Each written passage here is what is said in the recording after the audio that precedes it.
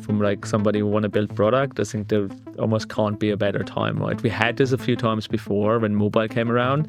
New thing, new paradigm, lots of stuff need to be figured out. The biggest question is AI and how it all fits with us. It is a huge change in the way productivity software works. What actually happened that was a breakthrough for Raycast? There's this culture of designers shipping. Basically, everyone has access to the code base. And with new AI tools, it's so much easier to actually make a contribution. Are there any guiding principles or things that you've even picked up just working with AI as a material, designing an AI product that maybe somebody who's not like deep down this rabbit hole wouldn't be thinking of? When I shared it, I realized that wasn't normal at all.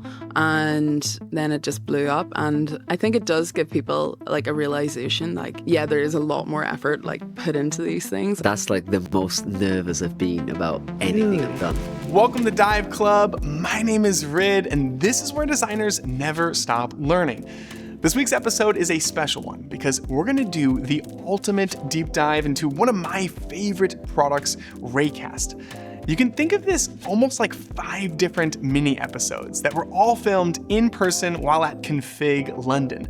We're going to hear from the founders, the product design team, go deep into their AI strategy, get a behind the scenes of the new mobile app, and even hear from the hype and brand team. So let's kick it off by hearing the Raycast origin story, because it is way funnier than I imagined. In 2017? 17. Yeah, in 2017, both of us moved to London to join Facebook 1 month apart. And joined the same team. After some time, we just started having coffees, and that's how we became friends. Yeah. And then we started building a few tools on the side, macOS tools. What year did you make the decision to like, okay, let's actually start something together? 19. Yeah, 19. Yeah. End of 19. And then we got lucky and got into YC, beginning of 2020, with kind of the idea of Raycast, and joined. What'd you pitch them on? Oh, God. Oh, no, yeah. Are we saying what we pitched for real? Oh, let's go. That's embarrassing.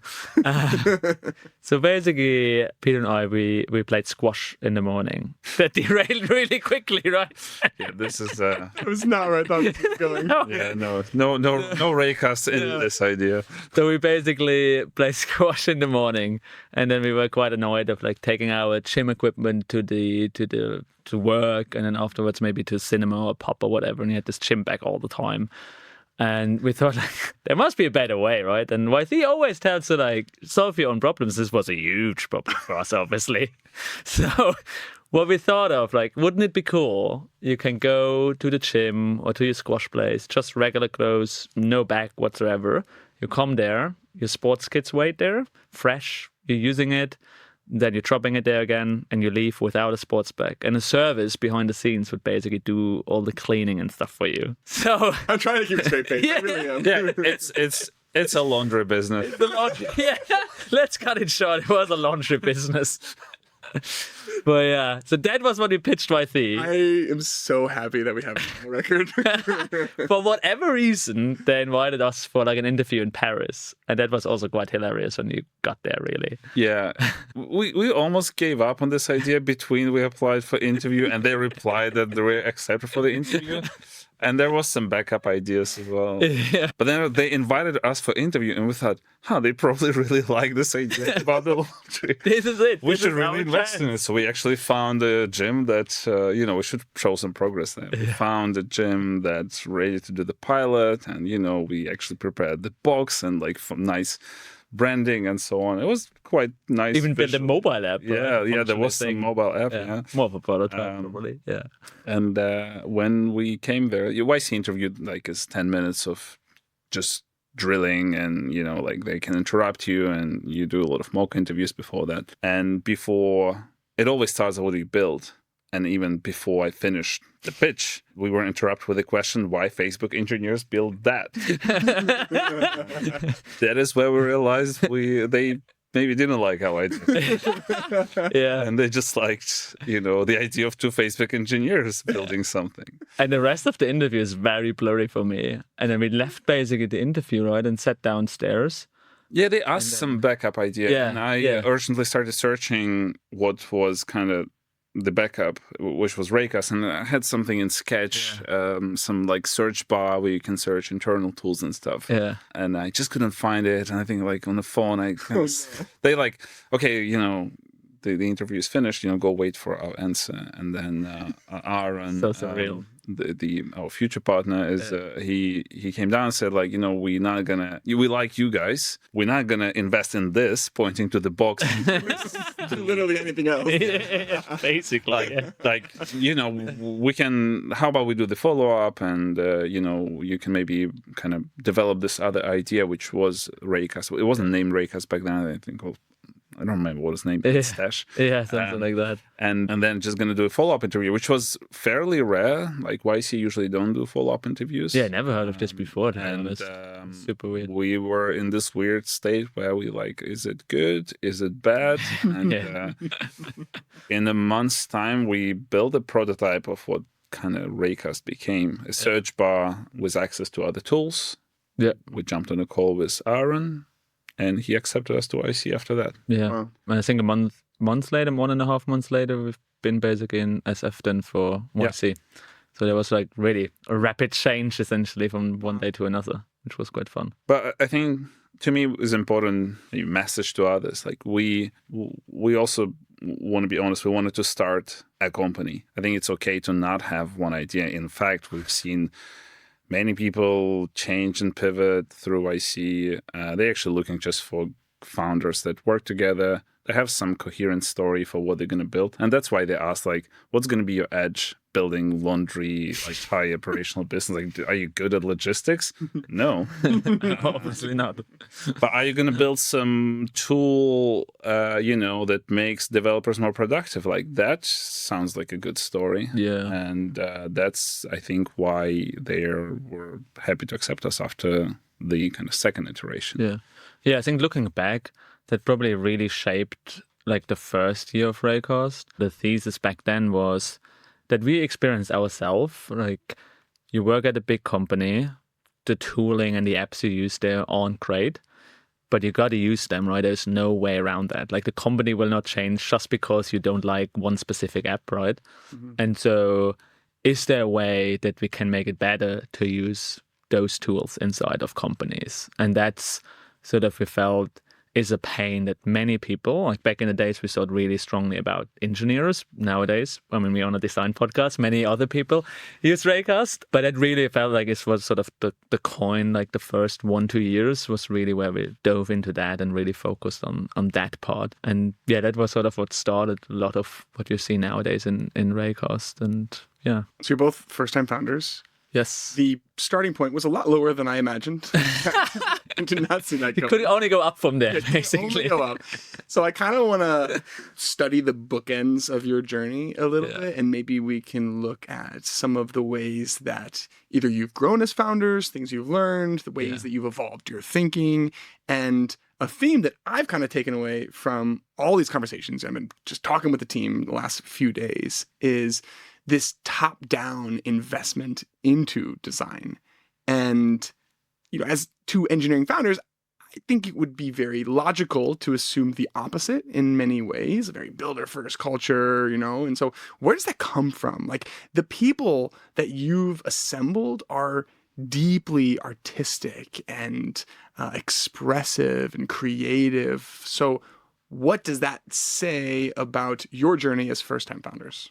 We both actually coming also from Apple platform engineering, so iOS, macOS, which I think kind of biased towards appreciating design more and, seeing journey of Steve Jobs and how he approached engineering, how they approach the design in general. And I've built consumer apps before where it's very important to have high performance, like nailing down like small interactions. I'm also a fairly critical person to apps. Like I probably dislike majority of apps I use. And Sound like a designer. I think it's just the desire to use better products. I think for both of us, we just wanted to use better software. Like I think this frustration with the status quo is kind of what makes you drive more of this. We need better designers. We we need to make sure that the features are polished. First 3 months when we were basically in YC, it was just the two of us, right? And 24/7 we just built, and there was mainly experimenting and figuring things out and try what works.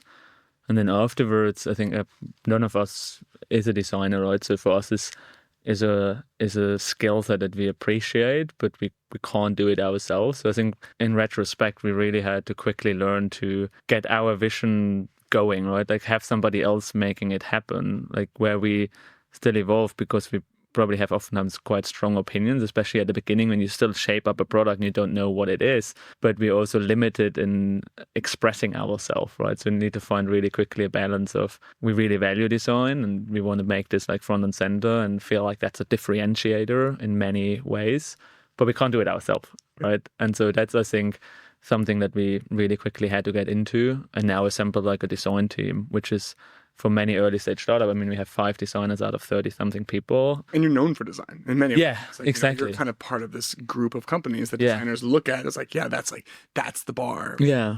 We knew we needed a designer pretty much as the first hire. We can code, right? We can do all of that. But we also did this very radical thing.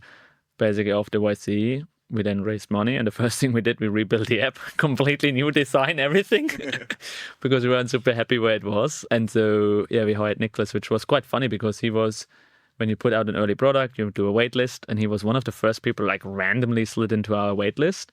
And obviously, if there is a wait list, everybody signs up. You look those people up online. Oh, totally. And it's like, oh, that's a nice triple. That long ago, right? Triple account. And then we felt like, oh, cool, that's quite nice. And when we wanted to hire a designer, we reached out to him and basically got him convinced joining us, where we were just the two of us. Yeah, it's like, to be honest, there wasn't crazy, much actually. of the interviews. I think we on the interview. Literally just grabbed the very first one. Basically.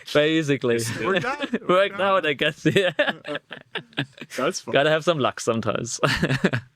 So you start off with a vision just to build better tools. Yeah. Didn't seem, at least from the way you're talking, that you had this master plan of like the 10-year vision of what this could be. But where have the inflection points come that have added clarity to the type of company, the type of product that you want to be, even where the ceiling for Raycast can come from? I think product-wise, we kind of knew it's going to be like a platform, and API was always in the initial discussion. So we certainly seen it as expandable tool because we knew we cannot build everything ourselves. But company-wise, I don't think we ever discussed, like, hey, what's going to be our company? I feel like we have maybe like a good grasp for like a certain period of time, and then it gets blurry again. And so then you move this path along, and then you get at some point like need to clarify the blurry lines again and like, look a bit further. So it's very incremental for us. I think we don't have this necessarily like, this is what Raycast is. If you look back in the last 5 years, what we're doing it, initially it started as sort of this drop-in replacement for Spotlight, because we knew there's going to be just one of those interfaces that you're going to have. So we knew we got to need to be better than Apple Spotlight. So that was sort of the initial milestone. Then we knew we want to build in a lot of powerful functionality. So we added like extensions so you can do literally 1,000 things, and made it a community thing, which was really important for us. We wanted to build a community around Raycast. We felt that's something that can really work, where people fall not just in love with the tool, but coming along on the journey and helping us building that. And then as we went, like we felt like, okay, we have this launcher where you can do this Spotlight replacement, but we felt there are many other things which we feel like missing a bit on Mac and where we want to bring. So we have the notes now, we have an AI chat, which almost like are standalone applications. So nowadays, how we think about it is much more like a suite of productivity tools, and the launcher is the thing that ties it all together. Like oftentimes, it's as cheesy as it sometimes sounds, it becomes a bit of this operating system, right? Like it sits on top of that. It's probably the closest to an operating system that we can think of right now. I think there most likely won't be any new operating systems in the near future, but like you can still make those systems better, and that's what really we inspire to.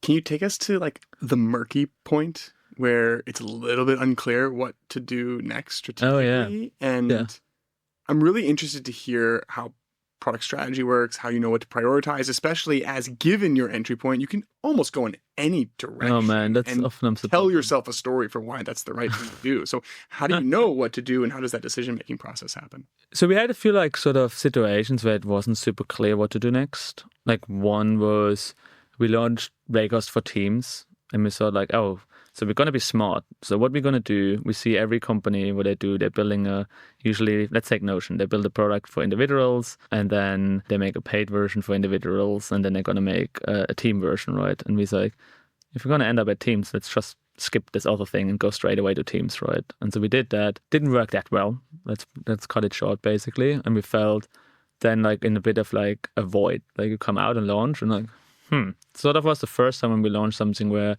didn't blow us away. Because usually we had super good reaction all the time. And so then we were walking back and it's like, okay, let's look into it, right? And there were sort of two ways we could operate there. It's like one, you iterate out of it, right? And say, okay, cool.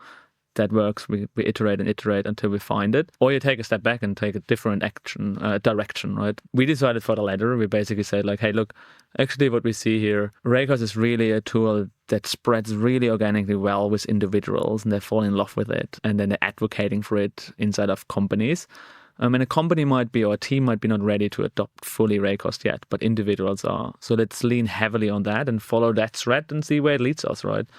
And so then we basically said, okay, we're going to do Raycast Pro, which is an additional set of features. They're going to be paid, which then also collided with basically AI coming around, and it becomes suddenly like a really attractive package that maybe was a bit of luck, to be honest. But when we launched that, it was like, that was again a moment where like, wow, okay, there's real appetite for that. Now we're basically coming back. It's like, okay, there is appetite for that. And now we're seeing teams coming to us because individuals starting paying for it. And so, yeah, that was sort of this blurry moment. We literally were there like, oh, what are we doing next? Like, you don't really see that. And then you oftentimes have to come back to the principles. And for us, it's always like, we have a strong team, as you got to know, basically during this afternoon. So we feel we can sort of build a lot of things and pretty much everything we want as we are this entry point. But then it also needs to be a cohesive story, right? It needs to like land with the user very well, and they need to follow that and understand that as well. I think that was sort of one of this, I wouldn't say a make or break moment, but it was one of those moments where we, for like several weeks or months, we were in this limbo state. It's like, where's this going? And are we going to do this path or that path? And I mean, so far it seemed to be that was a good direction to like taking a step back and going back to like, what are we really good at? And like doubling down on that and following that thread.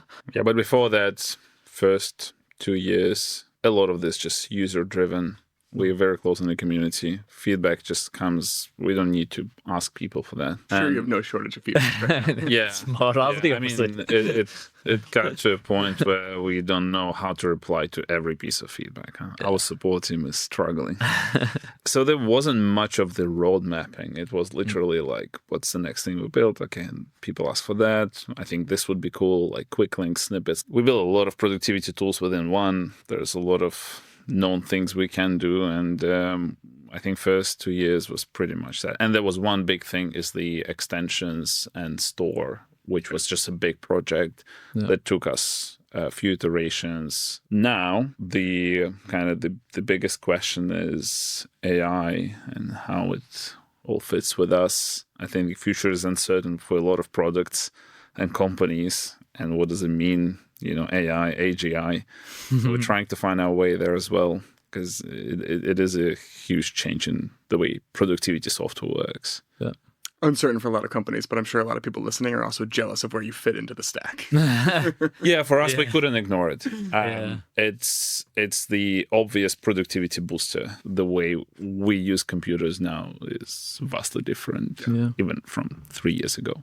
Yeah, I hope it's going to shift, like when we talk more about features and stuff and less about AI, right? AI becomes more, I mean, we don't talk about databases and things like that, right? We talk about the features we build on top of, or the apps or the products. And I feel like we haven't reached that point yet. No, we still hear way too much about LLM capabilities and way too little about use cases and problems you actually solve. But yeah, there's true utility there, right? It's hard to ignore that as well. So yeah. Someone described it to me as like a residual AI tourism that still exists in the industry, where it's like, you're silly to not label things as AI because it actually does have a material impact. And so you almost, like, it's not even the tools that can make that change. I think it's actually like a societal level, like when there's no longer a benefit to tools, then we'll stop labeling everything as AI. But right now, the fact is there is. Yeah, there's this nice saying, it's like, first it's machine learning, then it's AI, then it's just an algorithm. Exactly. right? And so I think we're still at AI space. And even when we shipped it, we thought about how do we name it, right? And we thought about, we could name it Smart Answers. And then we felt like that's like kind of silly, right? Is it smart? Maybe yes, maybe no, but it's obviously going to be called AI, right? And I think in the changelog, it was even like ChatGPT for Mac, because ChatGPT already was the verb or the term that you would use to describe AI. But yeah, I think over time this will go away, and maybe there will be less sparkles icons everywhere. The Raycast intelligence. Oh yeah, exactly. Era. Real quick message, and then we can jump back into it.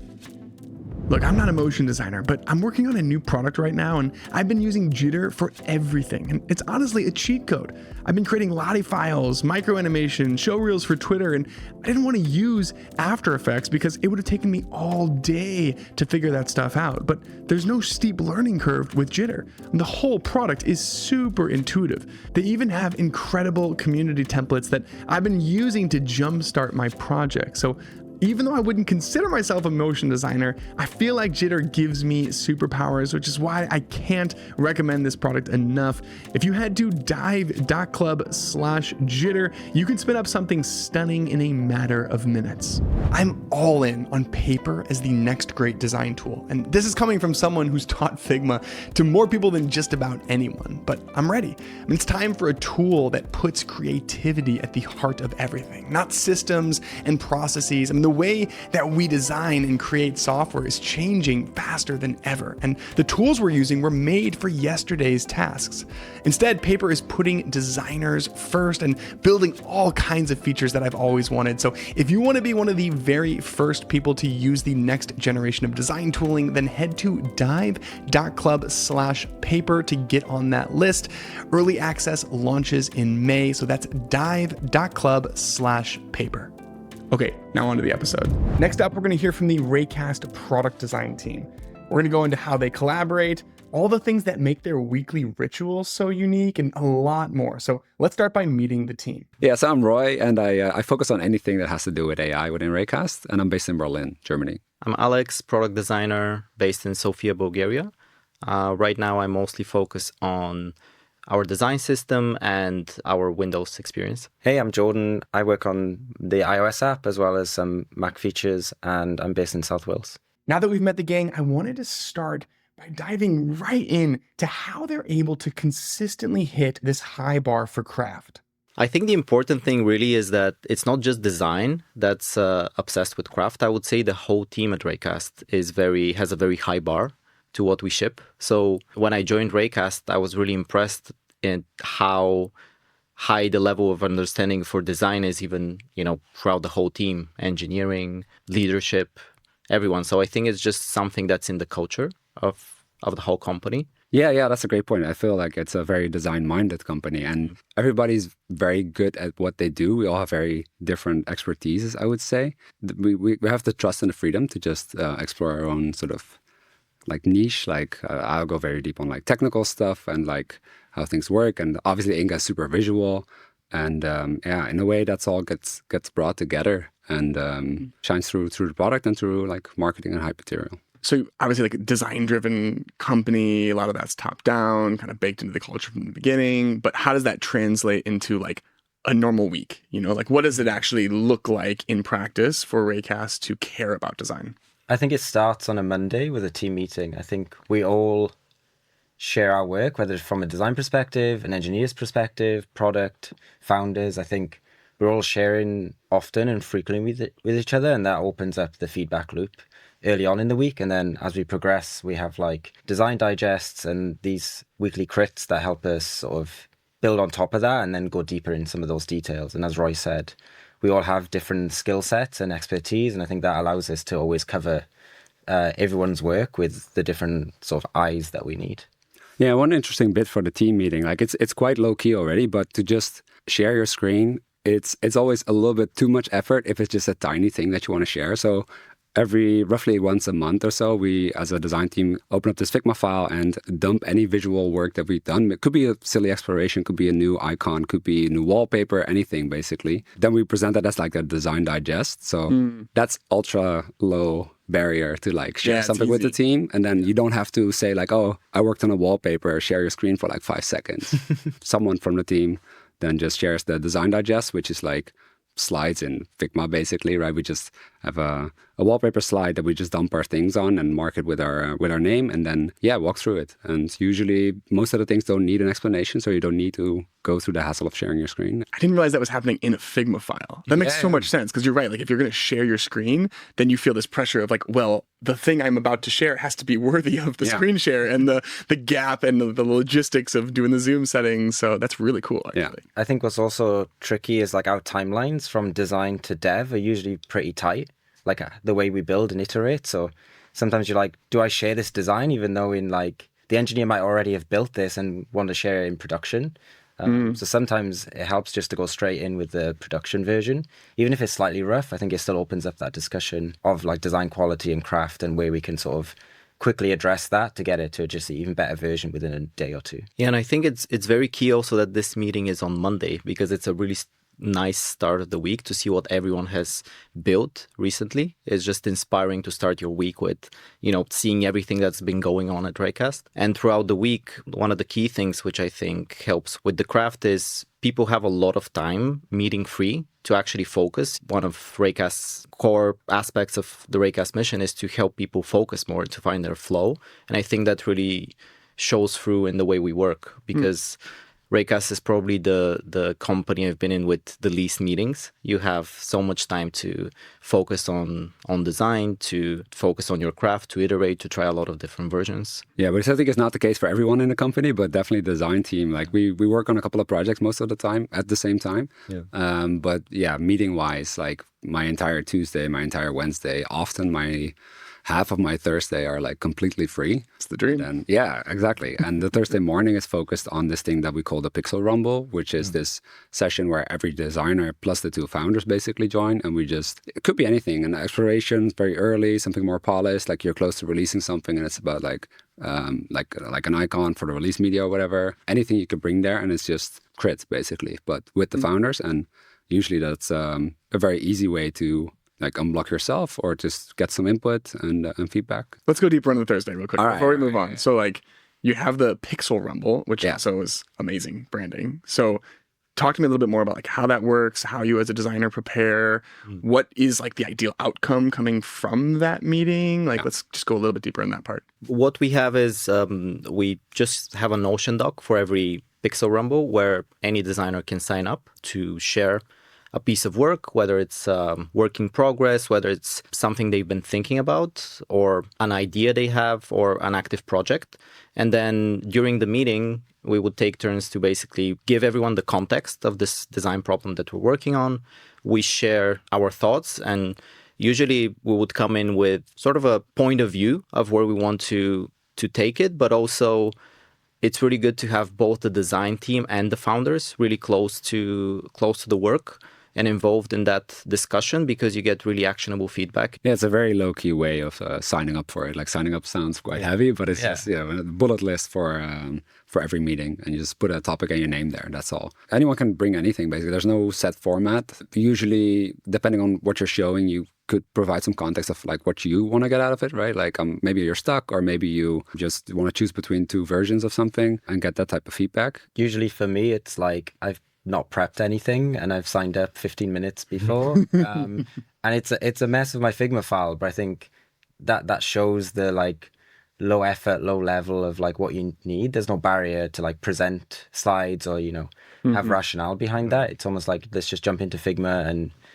usually it's like 5 different versions that are moving around. And it shouldn't turn into that thing where you're going to prepare for Pixel Rumble, right? We don't want presentations there. We just want the raw stuff on the ideas and unblock people or help out. But I think we're also all guilty of maybe overthinking what we do in. It's like, oh, it's too early. Oh, it's too late. Oh, I'm not sure about this. So actually, sometimes halfway through a session, I'm like, actually, this is still early enough that I can share it. Like, there's no need to hold this back because I know I'm going to get something valuable out of it. I like that a lot. Like, I think there's like this malady in these types of meetings, especially as a company is scaling. And so it does seem like even from the early onset, you all are really intentionally making sure that this is a safe space to share whatever you're thinking, whatever you're working on at any stage too, which is definitely, I'm kind of underlining that for myself. Sometimes like the smallest thing becomes like a 45-minute discussion too that you didn't expect. You're like, oh, this will be quick. And then suddenly like everyone's got an opinion, you're back and forth bouncing ideas, and then those are usually the best kinds, right? 'Cause it's like this started off as like a small idea, and suddenly you've like solved it all or got a much better picture. Yeah, which is maybe also related to the fact that we're now multi-platform, right? With iOS and with the desktop app, and at some point soon also Windows. You know, have you considered how this would work if we, I don't know, need to sync the chat from desktop to Mac? Like there's so many complexity in there, so much complexity. Yeah, sometimes in a very early exploration, you sort of forget about that a little bit, which is also fine. I think that shouldn't restrict us of exploring things, but this could come up in like a Pixel Rumble where like a very small thing turns into like a bigger discussion.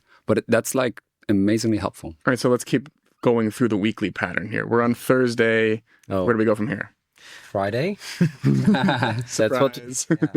I mean, Fridays for us are Ray Days, which is a free day to almost break apart from your weekly work and to pick up anything you want to explore. Sometimes that's like a new feature idea.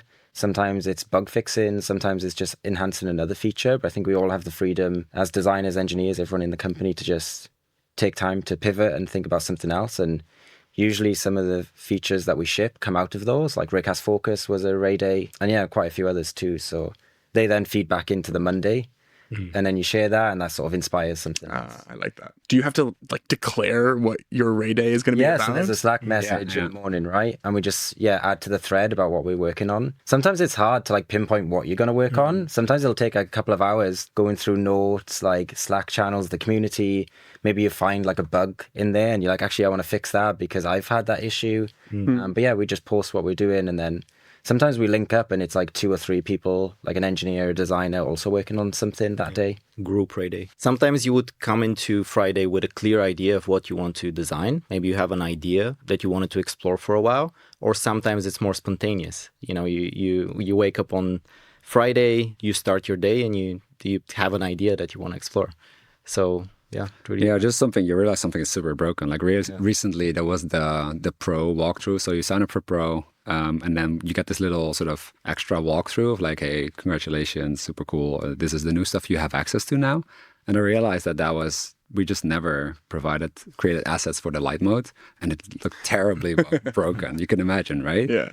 And for me, that was the first moment to kind of just set up the whole dev environment in Xcode and just fix it myself. Like, it's too much work to go back and forth with an engineer providing assets and stuff. So it's, on the one hand, it was creating all those assets, and at the same time, fixing it yourself. But that was like a perfect Ray Day example, because could go from start to finish in a day and just have a very demoable thing on a Monday, and we ship it the next week, basically. Quick context. How much of a technical background do you all have? How often are you working in code? Are we like pretty much just in Figma? Like, how does that work? And maybe we can even use that as a entry point to learn a little bit more about how you all collaborate with engineers too. When I started my career, I was both a designer and a front-end engineer, but during my career, I focused a lot more on design. So the past few years before joining Raycast, I wasn't writing code actively, except for maybe a personal project, my portfolio website, etc.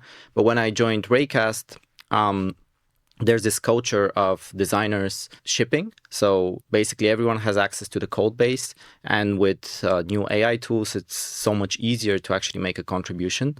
So for me, I mean, right now, I would say I spend a lot of time in Cursor, apart from Figma.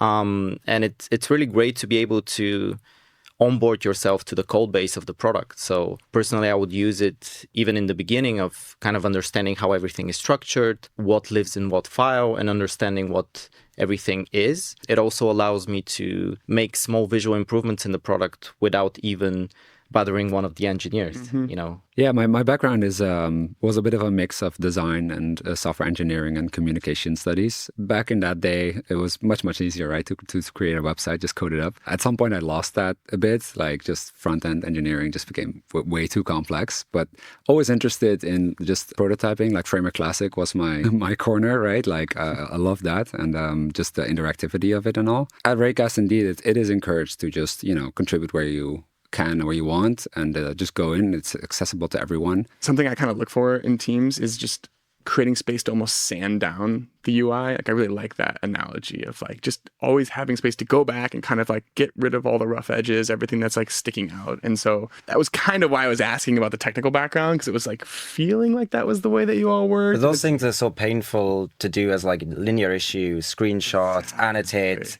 wait for an engineer to pick it up. Yeah. And then you still kind of need to review it. Maybe it's still slightly off. So I think, yeah, like I said, if it's a bit of CSS or if it's a bit of like Swift UI styling, like those things are pretty easy to pull off. I think the biggest hurdle is getting set up. Get an environment working, right? That's the hurdle. And like committing to the main branch and like making sure you don't mess it up is like always my worry, like 2 years in. I accidentally did that on the plane ride here. I like was just up late, like making a bunch of changes in cursor, and I'm like, this looks good.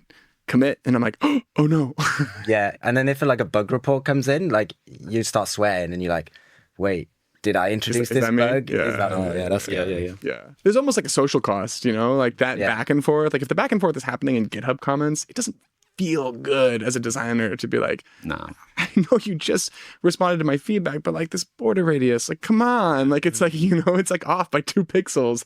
Yeah, it's much faster. I think you cut timelines so much. Yeah, and in the end, I think I've always believed this, but I think in the age of AI, it becomes more and more relevant and accessible. So I think it's the responsibility of the designer, right, to own everything visual and how it feels and how it works. So the fact that you can jump in and just fix a couple of things here and there, I mean, that's kind of the case for quite a bunch of years by now, but I think it gets more accessible now with AI to just be able to, code up stuff. What vibe coding, is that what you call it? Anything else in the collaboration space that we haven't talked about? So I think it is interesting specifically because you are this like remote team where everyone kind of has clear areas of ownership to an extent. So like how much are you actually pairing on the same body of work, or how does like feedback culture happen even amongst the design team? Yeah, so even though we don't have that many scheduled meetings, I quite often just jump in a huddle with someone, like especially if it's like touching multiple platforms. So with Jordan, for example, we just sometimes huddle. And we don't schedule that, right? It was like, okay, it's Thursday, I'm working on this thing, I'm maybe a bit stuck, or I don't know how iOS would solve this.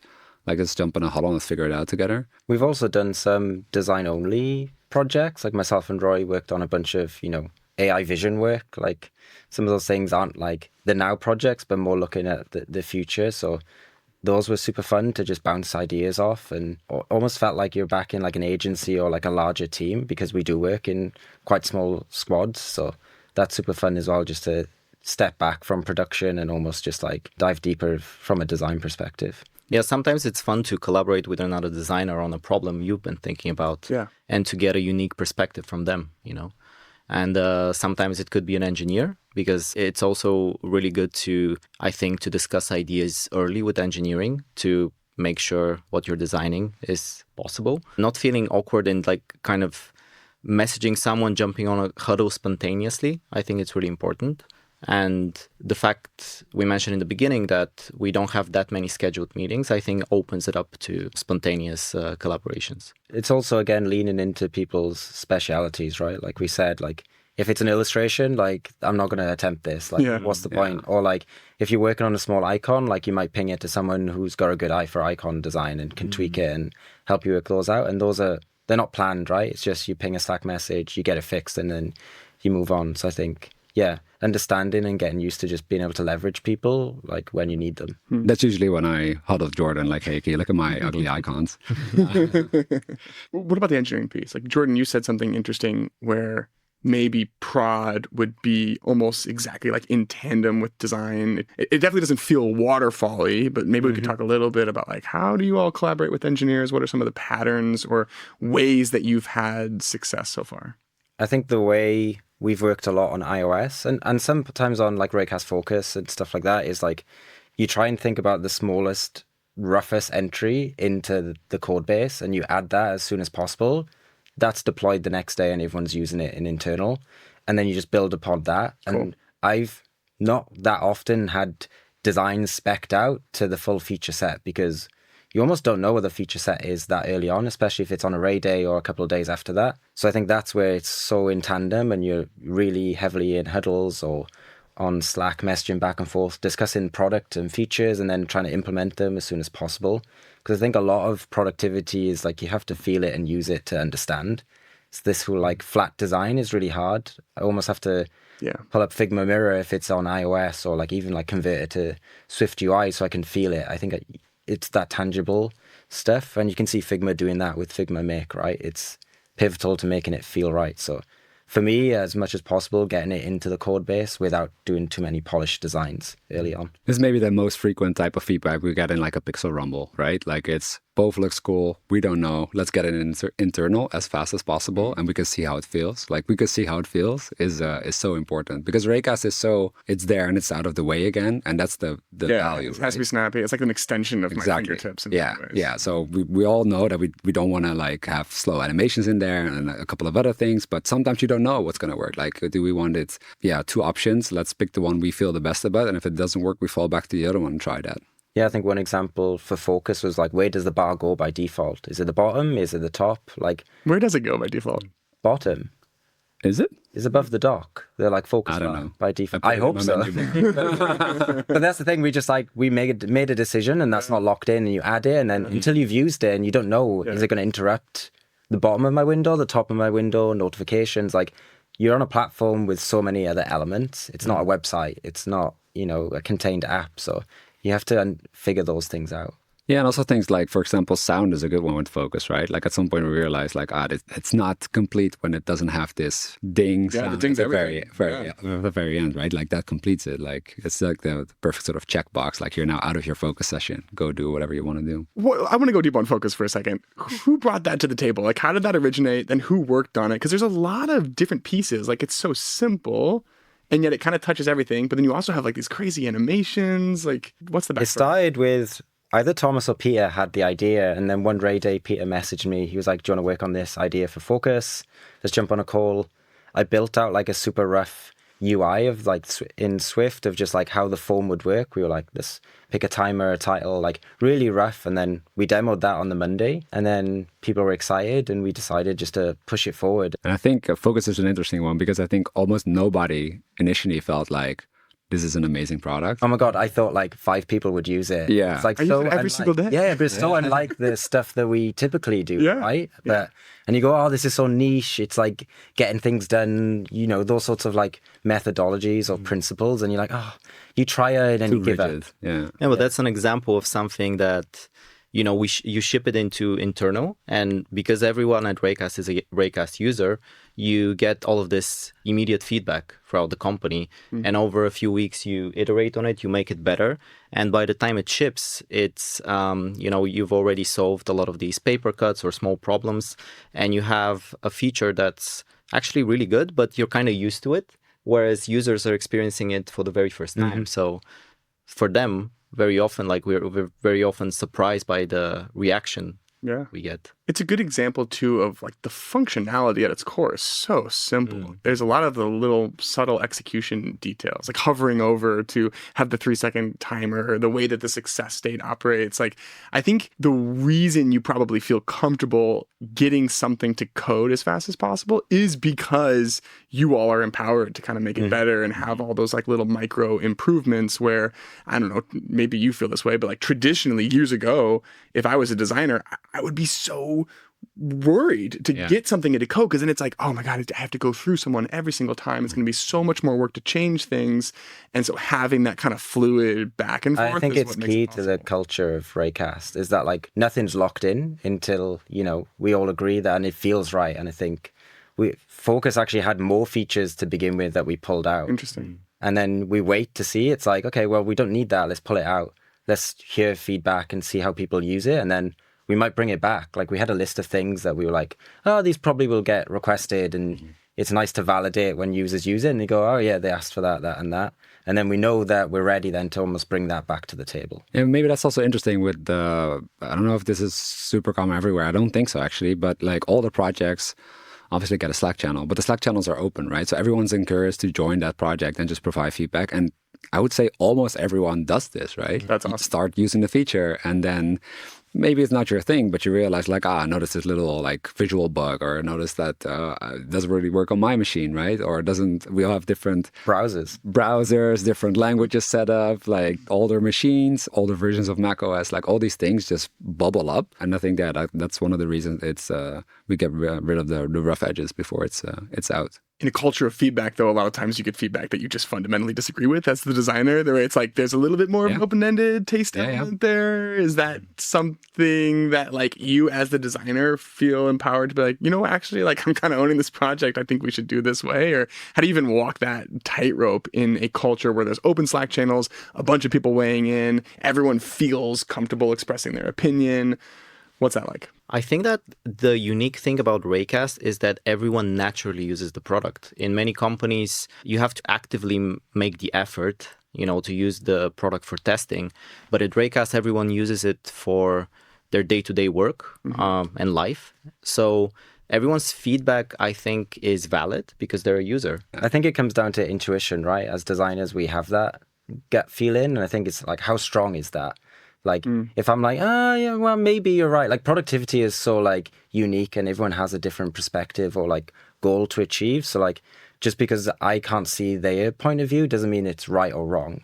But I think if it's, like, feedback towards something that's existing that you've added and you strongly believe in, then it's a different point of view and maybe you want to back that up or sort of argue your case. But yeah, I think that's the benefit is that like, yeah, if it feels right, it feels right. And you almost don't have to like argue it too much unless the other person strongly disagrees or you figure it out. But like Roy said, I think sometimes you have to just try it to see and believe it or then pull it back out. I can't remember who was telling me. I'm like racking my brain trying to remember, but it was an async culture where the like format, the taxonomy of how you gave feedback was you had to put some kind of emoji in front of it. Like there was a little emoji system that was indicative of how strongly do I care about this? Like what is my conviction level and what I'm about to say? Because that so often gets lost and it kind of works both ways, you know? So I think that's a really interesting point that I'm almost thinking even for myself, like how do I want to capture that sentiment, you know? Yeah, you kind of want to attach a certain number or value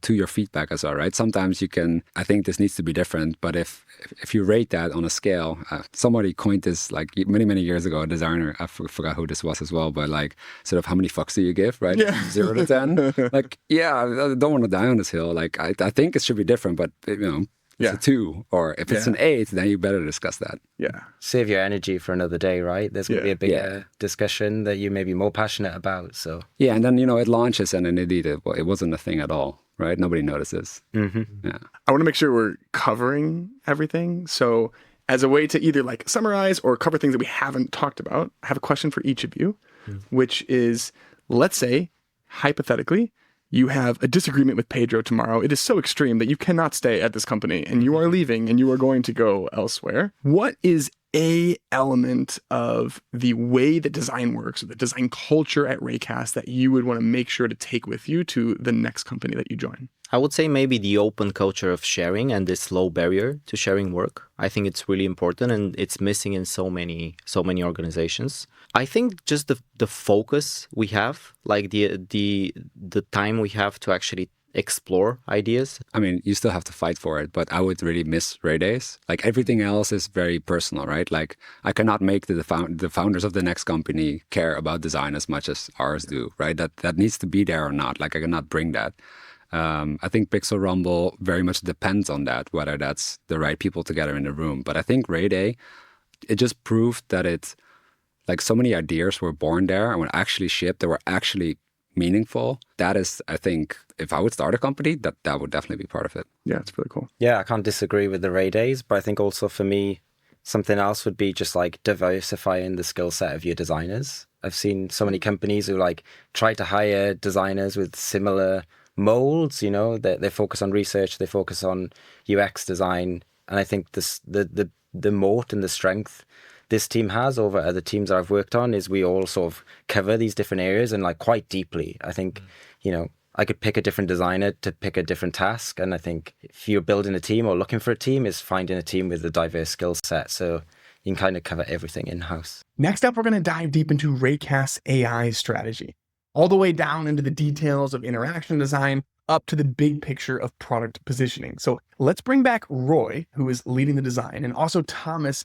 the CEO. And I want to start this chapter by going back before ChatGPT launched. When we started thinking about Raycast Pro, AI wasn't in that list, right? How convenient. Yeah, how convenient, right? So that was like very different, like back in the days, like before 2022, we haven't really thought about AI. And so when this came around, and then I think in January, we realized, yeah, we got to hop on that train because it became very apparent that this is hugely beneficial for productivity.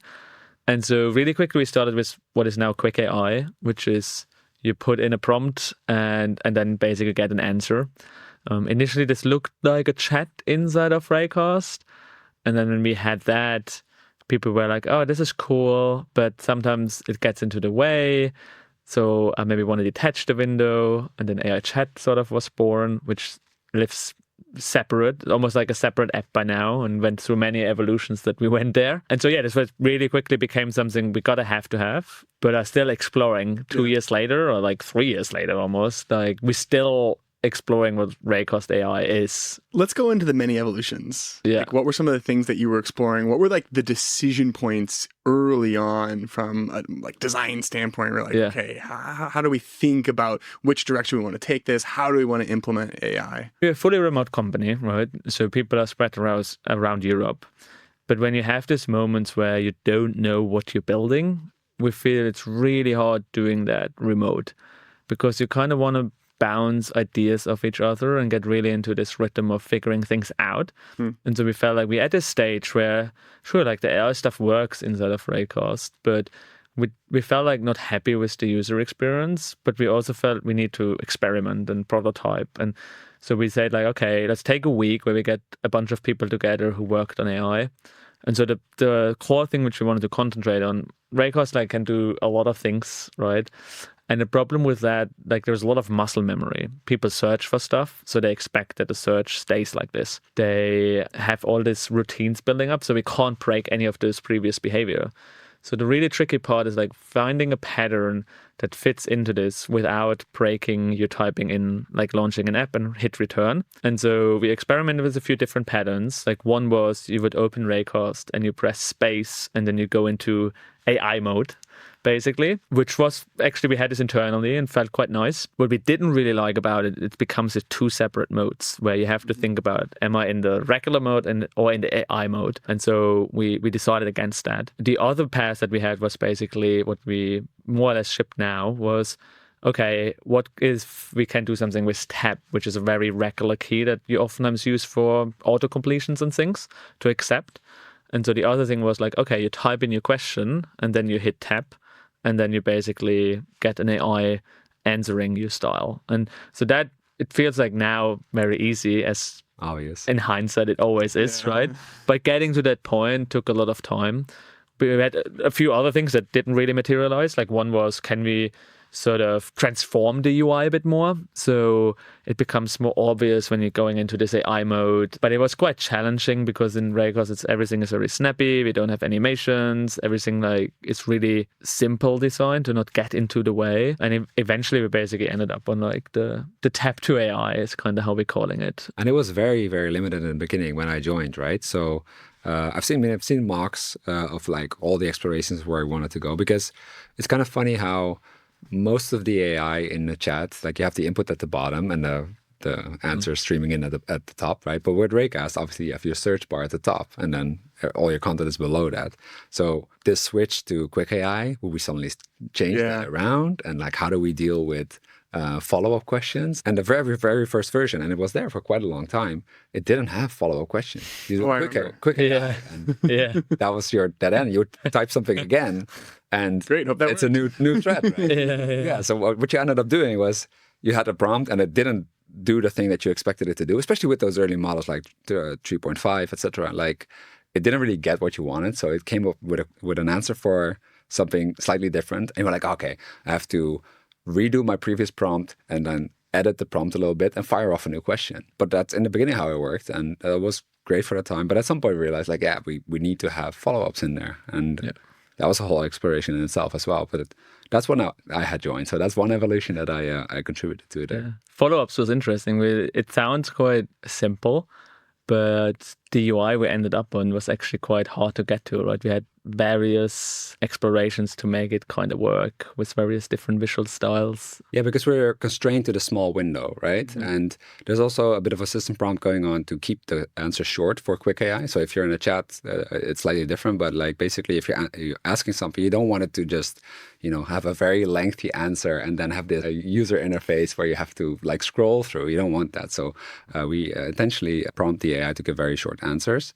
But with follow-ups, it's a similar thing, right? You're going to have a scroll list, but at the same time, every answer in a way, the way Raycast works is kind of a selectable thing, and you want to do something with it. You want to copy it, you want to paste it to your frontmost app, or do something with a follow-up on it. So there was these two things where it was a very long scroll view, or could be, right? Because you just keep on following up, which you have to be able to just scroll through, select through, but there's on the one hand scroll and on the other hand selection. So UX wise, it was quite tricky to nail this. I love like those types of micro decisions, like even just a theme of like all these episodes. Like I love getting into that level of detail because what we see, it does feel obvious. It's like, well, of course they designed that, Like, how else would you design it? It's like they probably just sat down and made that. They might not even had to design it. You just build it because it's obvious, But it's like, well, when you start really teasing it apart, it's like there's a lot of different paths you can go and trade-offs you can take. And so maybe I want to take that idea, zoom all the way out, because now, back in whatever it was, end of 2022, you didn't feel like Raycast was an AI company. At this point, it's very obviously like this is AI is at the heart of a lot of the vision moving forward, I would imagine. Yeah. And you're playing this game that a lot of younger companies are, where it's like, okay, we're building for that future. The future's moving so quickly. We maybe have an idea of where it's going, but also like, who the heck knows? 6 months is eternity right now. And so how do you make sense of this delta where you understand that AI is going to be a part of everything. It's going to expand in every direction, but you also have to think about like these individual building blocks in the short run where AI already is touching almost everything. So like, what is the systems design mindset that you have to have when designing these features to make sure that you're not creating this series of one-way doors for yourself? The struggle that we always felt, and we had a bit of like a slow summer last year where we were a bit in a limbo, was the industry moves incredibly fast, right? It's like every week there's a new model, every month there is like a new trend, whatever, right? So it's really hard to know where you're going for. We felt like we were sort of in a trap where we tried to do something and then we hit sort of a roadblock where we felt, okay, this is maybe no longer the most important stuff we can do and the most unique we could solve it. And so we switched then over, which ultimately became AI extensions. But it's because everything is moving so fast, you oftentimes need to evaluate, are you spending a lot of time on this one individual thing? Because by the moment you may be finishing it, your solution is like outdated or maybe not even relevant anymore. And so I think it's really hard to say, this is the glory future you want to be. You maybe have a bit of a direction, but you probably need to live much more in the here and now and sort of do the obvious things that you feel like progressing forward, and then kind of hope that it's like compounds over time, where you do like a lot of those, and then with those things you're basically building up momentum essentially. And that was one of the things which we since the beginning of the year essentially focused on. The first half of 2024, if you look at a changelog, we shipped a lot of stuff, and then the second half we suddenly felt in the AI space in Raycast we just slowed down and we couldn't pin it down like one specific thing. And so when we came out this year, we said like, hey, we want to basically concentrate shipping more things more quickly and the more obvious stuff. And I think like since the beginning of the year we shipped faster than we sometimes wanted, and it became a bit overwhelming almost because there was so much stuff that we put out, where we now at sort of recalibrating and saying, okay, now we went through like half a year of like shipping really rapidly. Where are we now? And we're sort of lifting our head and looking around and like thinking, okay, is this the right direction? Do we want to do more of that? Which we're now doing a bit more, taking a step back and thinking about, okay, where are we in the moment of time now? Where should we go next? Yeah, and it's I feel a constant balance that we need to strike because, as you say, and as everyone says, like it's moving at such a fast pace, right? Like new models every week, new capabilities every week. And to some extent, when something new comes out, it's very obvious that that's something we need to support, right? Like early on, at some point, these models got vision capabilities. obviously you want to be able to upload an image, right? Like that's something we need to support. But with some other things, it's not as obvious. And it's just also so much. And it's like, we shouldn't just do all these things. Like if we do all the things that, are hot in the moment, then we have no time left to just focus on what we're good at and how we can incorporate AI in Raycast in the way is unique and is actually like benefiting the users with the way we integrate with macOS, right? We allow existing extensions to create tools for AI within Raycast. So Linear was a good example, like basically all the commands that you have in Linear that you can sort of manually trigger from Raycast. AI then also got access to all the tools that the Linear extension got. And MCP is somewhat of it was released and we were a bit confused. Like, is this now a new sort of standard that we need to also suddenly do, or are we going to continue with AI extensions? And we continue with AI extensions, and I think it's quite a core building block of something we can incorporate later on with, don't want to tease too much, but like all the smart stuff that we can do, just the fact that there's now a building block that is creating so many interesting opportunities, basically. I might make you tease a little bit, but let's go back, because it does feel like AI extensions was a pretty significant breakthrough. You talked about this change in velocity. Was it an unlock in just packaging strategy, or were there specific things that you were pivoting away from? Like what? I kind of just want to take a magnifying glass on that moment. Like what actually happened that was a breakthrough for Raycast? Usually when you think about things you attach a file or like you attach an image, right? That's sort of the two obvious things. But we felt like nowadays, you're not just working with files anymore, right? You're working with Notion pages or with browser tabs or whatever, right? So we felt like, okay, that can be like a noise continuation. And so we then like basically want to go down this path of allowing people to attach pretty much everything to a chat. But then we felt at some point like, hey, look, actually, what probably is a bit more future looking is instead of like you attaching everything yourself, maybe AI can figure certain things out, right? And can read, and more of those agentic systems that became popular in tools like Cursor and so on. And because we're like a quite small team, we sort of had to make a decision. Are we going to go down letting it attach everything, or are we going to go down and like hopping on this agentic path? And so we chose the latter, where we felt like there is, for us, with our audience, probably more to gain, and basically jumped in on that and said, okay, let's go with AI extensions, where we feel like that can be quite interesting, where suddenly a computer starts doing things for you and you're kind of like telling what to do, and then the computer figures it out how to do, which is, I feel like, always what everybody dreams of, right? In a way, we translating, like we do, the translation in our brains of like, this is the intent I have, and then you kind of need to put it into clicks and keyboard strokes to achieve it. But then we can integrate with a lot of things ourselves, and can we basically use that like to give AI superpowers? And it really came back from, we sat down and felt like, okay, there are like a few paths we can take here. Like one, we can always play catch up to all the other apps that are out there, and like maybe setting certain things up. Like, oh, if a new model comes out, you need to support image uploads and stuff, right? But you're in this constant catch up mode, which we quite frankly got a bit tired of. Oh, I'm sure. Because it's not fun, right? Like you're basically always behind, essentially. That's always the thing.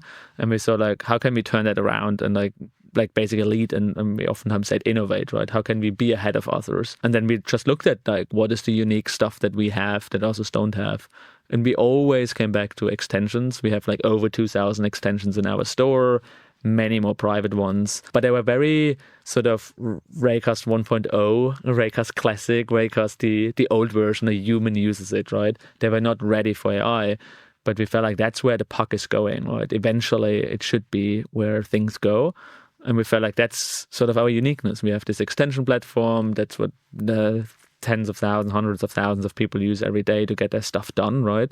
And so how can we leverage that with AI and combine that together? And that was the initial idea. How we got then where we are at the end of the day is a whole different story. That makes sense. I mean, I think that's something that a lot of people are wrestling with. And so much of product strategy, when I talk to these AI startups, is like, what's the foundational system that we can lay in place that allows us to kind of be nimble and be able to move quickly in a world where we don't actually really know like where the breakthroughs are going to be coming. You just have to effectively position yourself to take advantage of those. And so working backwards from like, where do we have a competitive advantage here? And I love the idea of flipping where like, where can we be the leader versus constantly playing catch up? Because I do think we're seeing more and more like what felt like products are actually features, and everybody's racing towards this commodification of the base layer of functionality. Yeah. It's like, Yeah, that's definitely across the industry, I feel. I mean, one thing which we all need to realize, we all cook with the same stuff, right? Like, if you look at the big model labs, yes, they do the models, but then when you have access to the models, then it's equal playing field, right? So there's no like massive advantage that they have there, right? That's why some companies can go really fast there and can build really cool products. And so it's really, if you think about it, it's a great way at the moment to be a product builder because it's such an open space. It's a level playing field, I would say.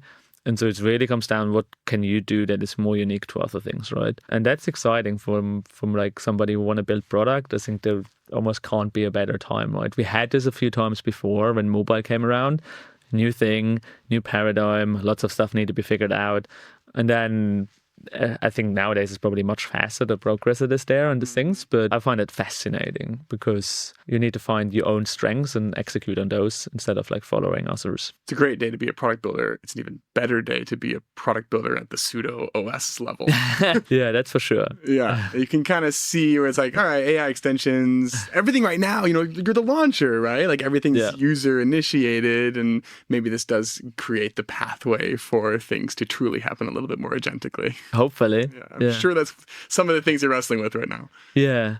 I think the stuff that we're wrestling right now with is making it very intuitive to use because let's face it, like AI is here, right? Tons of people using it, but it's still early days and it's very much early adopters still to take the most advantage out of, right? And so it's a new tool, but you need to learn how to use this tool. It's a lot of fiddling and trial and error, and the fact that it's non-deterministic, right? And if you add tools on top of that with the way we have AI extensions, it's like really, I wouldn't say a super small niche, but you have to like get into it. Whereas turning it into a really valuable, impactful product, it just needs to be so much more accessible and in a way reliable, which is something we're working towards. Yeah. Let's drill into that piece then. Like, obviously there's so much strategy, top level thinking, but at the end of the day, you do have to boil it down into this intuitive interface. Yeah. What are some of like even the patterns that you're thinking about, or the challenges that you're having to work through as a designer to take this like top level directive into like something that people can use very fluidly every day? Yeah, so maybe AI extensions I think is a good example because always as a designer you work with the material that you have, right? Like how do I work with AI? Well, you know it's non-deterministic, right? And you know that there's a certain lag, I guess, or it takes a while before you get your answer back. Like all these things change a little bit, but those are kind of the key things that you need to keep in mind to design with AI. But very early on when we were exploring this, it was quite interesting because we like lots of sort of little privacy and control questions in a way came up. Like, do you really want to give AI access to your Finder? Like, is that something you want, right? Like, should we explore sort of different levels of confirmation? Like, should you always that was one of the key outcomes, I guess. Like, so the user wants to stay in control for any of the things that are destructive, right? You don't want like playing a song and it's not the right song. It's not terrible, but deleting a file maybe instantly off your computer, like not moving it to trash, but deleting it instantly, or renaming it, batch renaming hundreds of files in one go, and instantly letting you lose trust in AI and using this tool. So that's something we definitely don't want. So we want to let the user stay in control over whatever the AI is going to do with the AI extensions. And it's quite intricate because we have access to quite a lot, and you can give access to quite a lot of parts of your operating system. I really like the word pseudo-OS that you just mentioned. Like that's the perfect way for me to describe Raycast, to be honest. And I've never heard it before, so I love that. New tagline. So I'll take my 0.1%. But like, we have access to your Finder, or we could have access to your Finder if you give it. And same with the calendar, same with a couple of other things that are quite intricate in a way. So we decided on basically two levels in the end. Like either we just do it, like it's an output, you get an answer from AI, and it used some data from somewhere, but it's fine. It could trigger something, like it could play a song in Spotify or create a playlist. In a way, it's not terrible if it's going wrong. So we don't want to bother you all the time of like, are you really sure that you want to do this? This is what I'm planning to do, and then giving permission. But for some other things like the destructive actions in Finder, or moving things around, or maybe even compressing a file or something like that, it's like that you get a command enter first to confirm that that's what you want to do. So you get like a bit of a preview, which is a pattern that we introduced in the same constrained quick AI window, right? It needed to work there. So it needed to be very straight to the point, just a key value pair of like a title and this is what I'm going to perform. Are you sure? Yes, let's go. And then it's going to do it and come back with an answer for you. But that was like one of the patterns that we had to introduce to basically let the user stay in control and keep the trust in this system that somehow can come up with weird things that it's going to do. You talked about user staying in control, the like separation of destructive assets. Are there any other like either guiding principles or things that you've even picked up just working with AI as a material, designing an AI product that maybe somebody who's not like deep down this rabbit hole wouldn't be thinking of? If I think about something like Instagram, usually you maybe initially load something, but then it's kind of fine. And then you like can doom scroll, but you never see like a loading indicator again, right? AI, because the latencies are so different, like you often have to wait 1, 2, 3 seconds, or if it goes into syncing mode, it can go for like a minute, right? And so that's very different, right? Because we got used to basically instant like networking calls and everything is super fast. With AI, we're like, oh, this is like slow. And so what we thought about a lot is like perceived speed. Like you can't really make certain things faster, right? That's just what it is.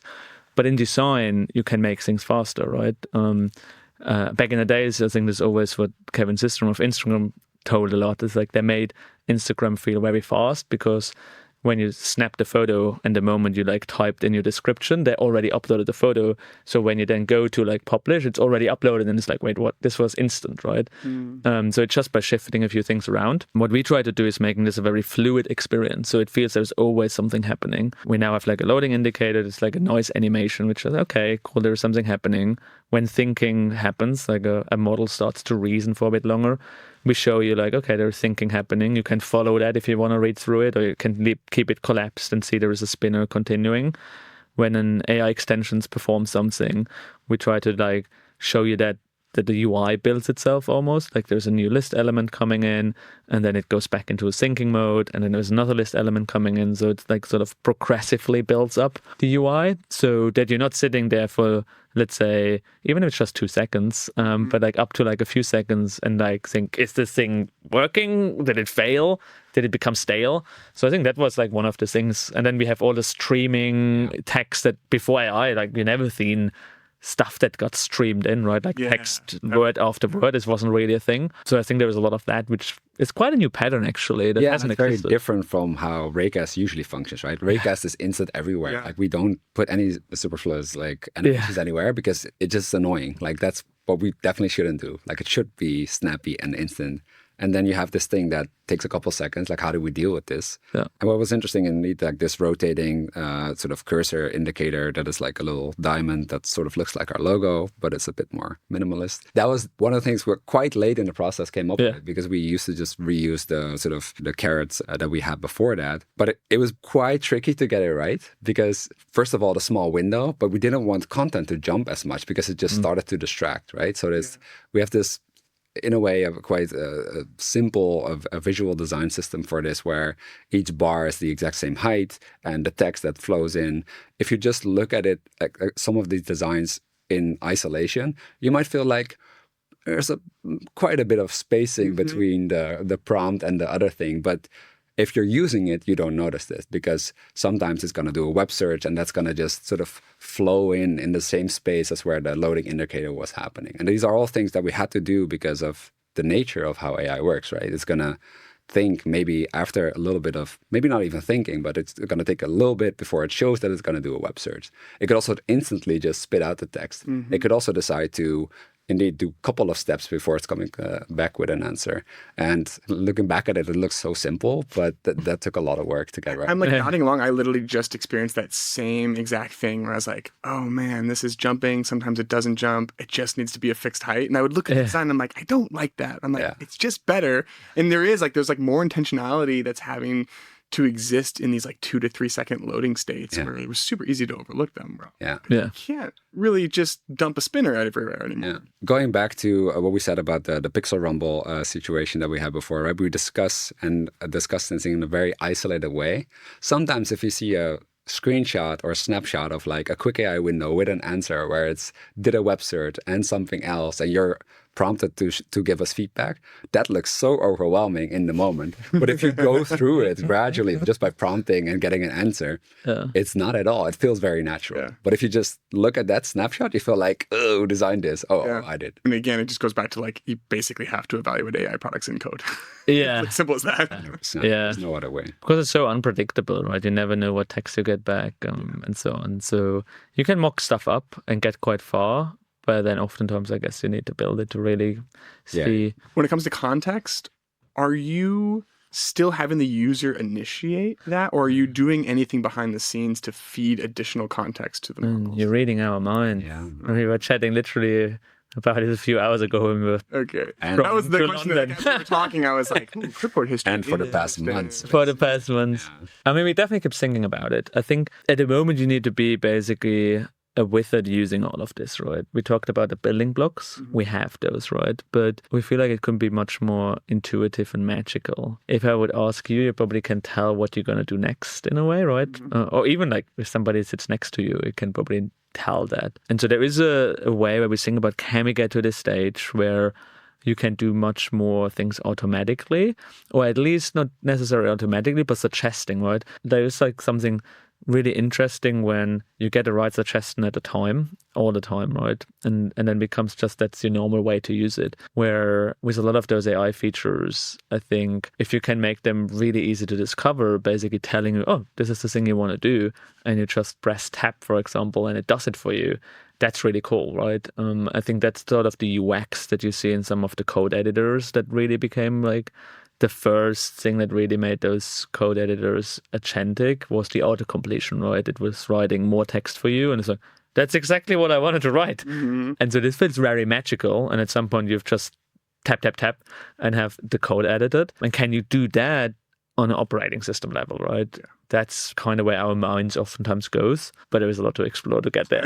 You have endless opportunities and challenges. It'll be fun. And you need a super high signal, right, to be sure that the suggestions you're going to show in this very limited space are going to be spot on. Like if you're going to show suggestions and like maybe half of the time, or maybe even twice out of the 10 times, it's going to be wrong. Like, it just gets in the way then. It just gets annoying. So there's a lot of context that we can work with. I think context gets very granular. Like if you look at context on like just the shared context all of us have by spending some time together, that's one thing that you kind of want your AI assistant to know of, right? Like you're working on some project and you don't want to tell all the time that you work at some company and that this is your team and this is your code base, and it should sort of know all of this, right? But then you get much more granular in making it actually useful on the thing you're working on. You need to sort of bring in pieces of that context, and I think we're quite uniquely positioned to be able to do that. Like we established or build on this add mention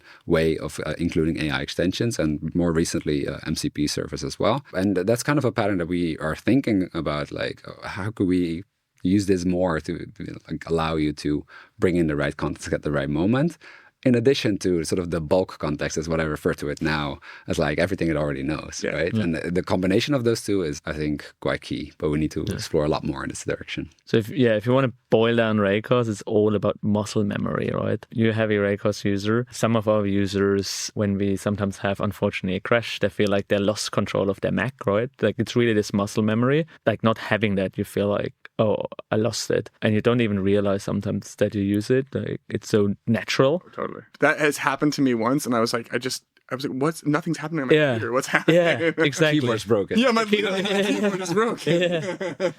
Oftentimes where we can go through, can we distill it down to something so simple it becomes really quickly muscle memory, so you don't even think about it anymore, and breaking it down, like what's this core thing that builds the muscle memory? Distilling something down to the essence is the hardest stuff, right? You need to like move stuff away until you find that thing, and then you can like build it up again essentially, and that takes time and effort. I'm a big believer in the power of video to explain my thinking as a designer. So when it's time to give feedback, I'll drop a Loom link in Slack and another link to a Figma prototype, and feedback will be scattered everywhere. And I mean, it's a mess. So I'm building the product that I've always wanted to exist, and it's called InFlight. You can kind of think of it like an async crit.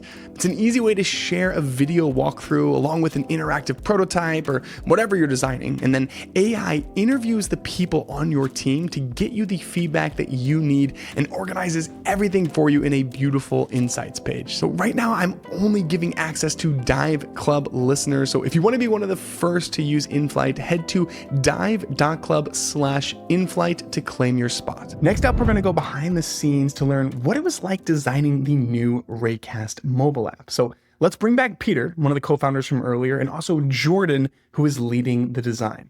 To be honest, we never really thought too much about the iOS before we released AI features. Like, it's just, we were focused on launcher, and launchers, apart from Android, don't exist much on mobile. But then suddenly people started asking for it after we launched Raycast Pro. Mostly for AI. But then once the notion of iOS kind of came around, that there could be Raycast on mobile, people started also thinking, hey, I would like to also have quick links and notes. But it was a big struggle to understand what would be the product, because one worry we had is that if it is just AI, this alienates a big part of our audience. But we knew that it's also going to be kind of one of the main features. So the first document was just a bunch of ideas, but nothing concrete. And it was for a long time after we had the team that we were just exploring. So when the team was there, we didn't really know what exactly it's going to be. So this is the point when you came in, right? Yeah, so yeah. you're hiring for mobile. You don't really know what this could be. It, in theory, could be anything. He had some ideas. Like, I think he posted actually like what could be Raycast on iOS, right? Well, there was some tweet. I think Yeah, I think I tweeted some stuff about like integrating with widgets and some other ideas. Like before I even interviewed, I think it was just before that. As soon as I saw the job posting for like we're hiring for iOS, I was like, oh shit, here we go. This is a rabbit hole that I'm going to go down. But yeah, there was this one document that, you know, I joined on day one and I read this like Raycast for iOS. And I remember the one thing was like, it is not a launcher. There's no API. We can't do this. Everything else is kind of like an open book of like all these features that it could potentially do. And I think the first thing that I did was look at like, what are the limitations? What can we do at an OS level on iOS? Because it is completely different. It's pretty locked, and usually you're contained to your app boundary itself. And I knew that like that wouldn't cut it. Like having to always open an app from your current context just wouldn't work. So yeah, I started and I created these. I remember there's like 12 different like touch points. So things like widgets, shortcuts, intents, keyboard, activity view. And I did all of that before we even thought about features, because it's like, no matter what we do, we have to be in all of these places. So if you just pick up your phone and it's locked, you should be able to access Raycast. Or if you're in the Messages app, you should be able to access Raycast. Like we had to be at that level for it to click and to be productive. So that was the start. And then from there, I think we pretty quickly started building and designing AI. Like we knew that was the one thing that I had to do. So I think about 9 months of it was just looking at AI and starting to build around that and get some quick prototypes working. Yeah, and while we were doing that, AI wasn't standing on at the same place. It was just moving really fast. So while we're trying to kind of catch up with what we thought previously was important, there's just more and more. And this kind of made it a challenge, because we also didn't want to hire multiple people. It was a small team, one engineer, one designer, that's it. Because we believe strongly in small teams. But getting this out took longer than maybe, we would want to. Yeah. You're chasing a race. Yeah, we're just and also there is some sort of we're not like completely unknown company by this moment, so there is some hype. Thanks to Pedro, there is more hype maybe than we needed. So we need to live up to expectations of what people have. And it's funny enough, people were asking for iOS without even understanding what exactly it is. Some people thought we're going to have a launcher like replacing Spotlight, which is impossible. Some people wanted just AI. Some people wanted something more. I can think of very specific Pedro tweets where he's like, what would you want the mobile app to be? And I remember thinking like, man, they're having fun behind the scenes. There's so much on the table. I would right just now. like search Twitter for like Raycast iOS and reply to people. I'd be like, what do you want? And a lot of people didn't know. They don't know. Like, yeah. they I can't scrolled one finger. of them. They had no idea. They had no idea. Exactly. That makes it harder, you know, to like pinpoint because, I mean, Raycast is so broad, right? It's, and, you know, 4 years of work and then you've got to try and catch up with that. It's impossible. So trying to pinpoint those initial features and package it together took quite a while. I think that's why I'm so intrigued by your answer, where like the starting point for any mobile app, people are like, yeah, well, I mean, I start thinking about the container of what a mobile app is, but you were very much so thinking holistically about all these different entry points and like having that be the starting point. I have never heard someone give that type of answer before, but I guess it makes sense when Raycast, previously we were talking about it almost as like a pseudo OS level product. And so maybe having that as the starting point for mobile, it's fascinating. Yeah, exactly. Let's talk about the AI piece for a second. You're trying to catch up with the race car, and 9 months is an eternity in AI land right now. So were there specific points where you had to maybe pivot or change plans a little bit based off of how you were seeing the technology evolving? Yeah, multiple times. And actually, that's why it took so much time. We started with simple, quick AI. We thought maybe we don't need chats. We don't need like chat history and so on. It felt like, oh, maybe this concept will go away soon. Maybe it's on mobile. It's not, you don't need to be in the long chats and have like long prompts. We were wrong. And at some point we thought actually we maybe need to focus more on assistance part rather than just porting AI chat as is.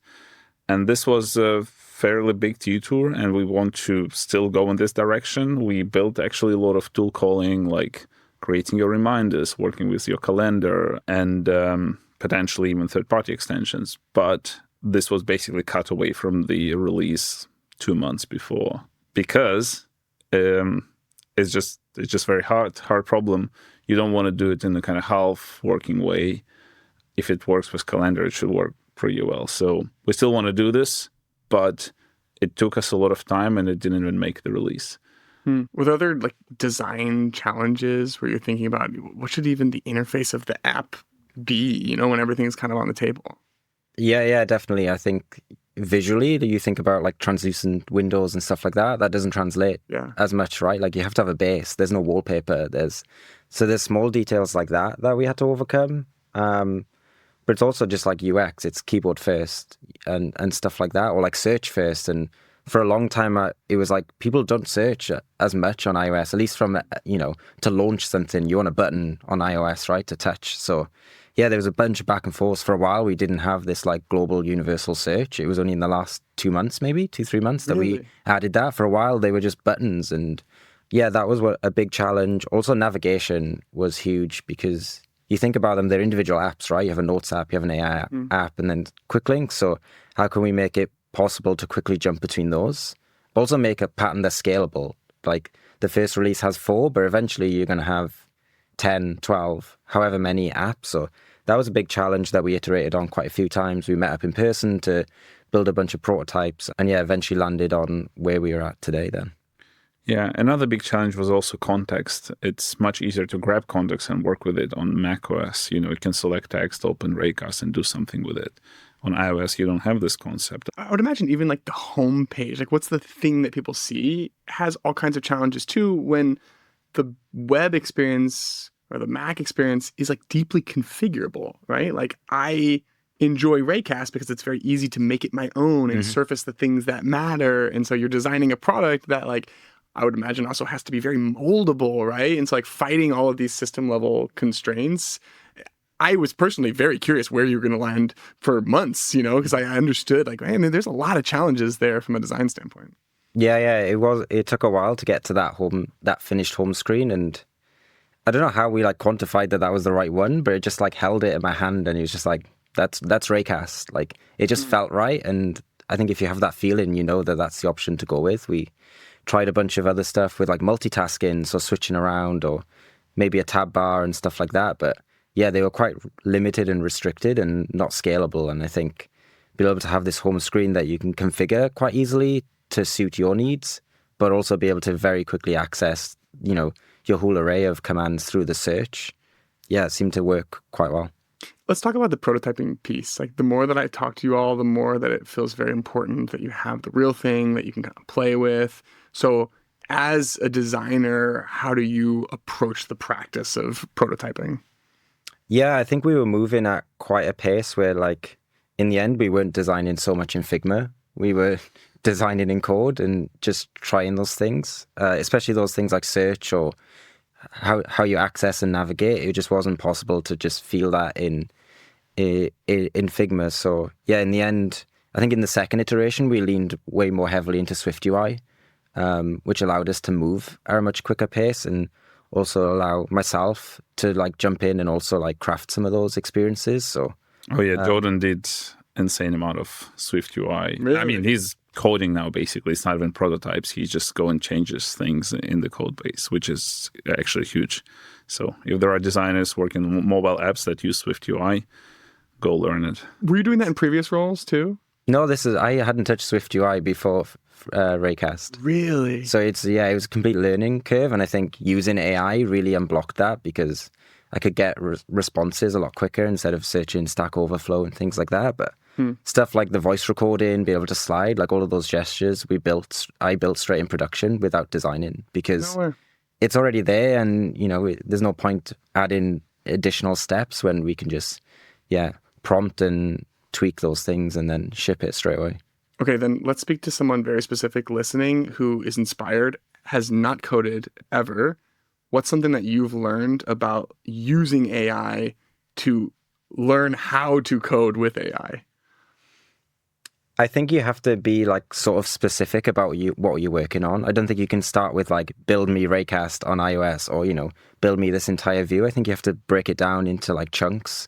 So for me, it's like describing like, okay, I actually want this to be a rubber band effect where like it stretches as I'm pulling it and sort of slows down the momentum.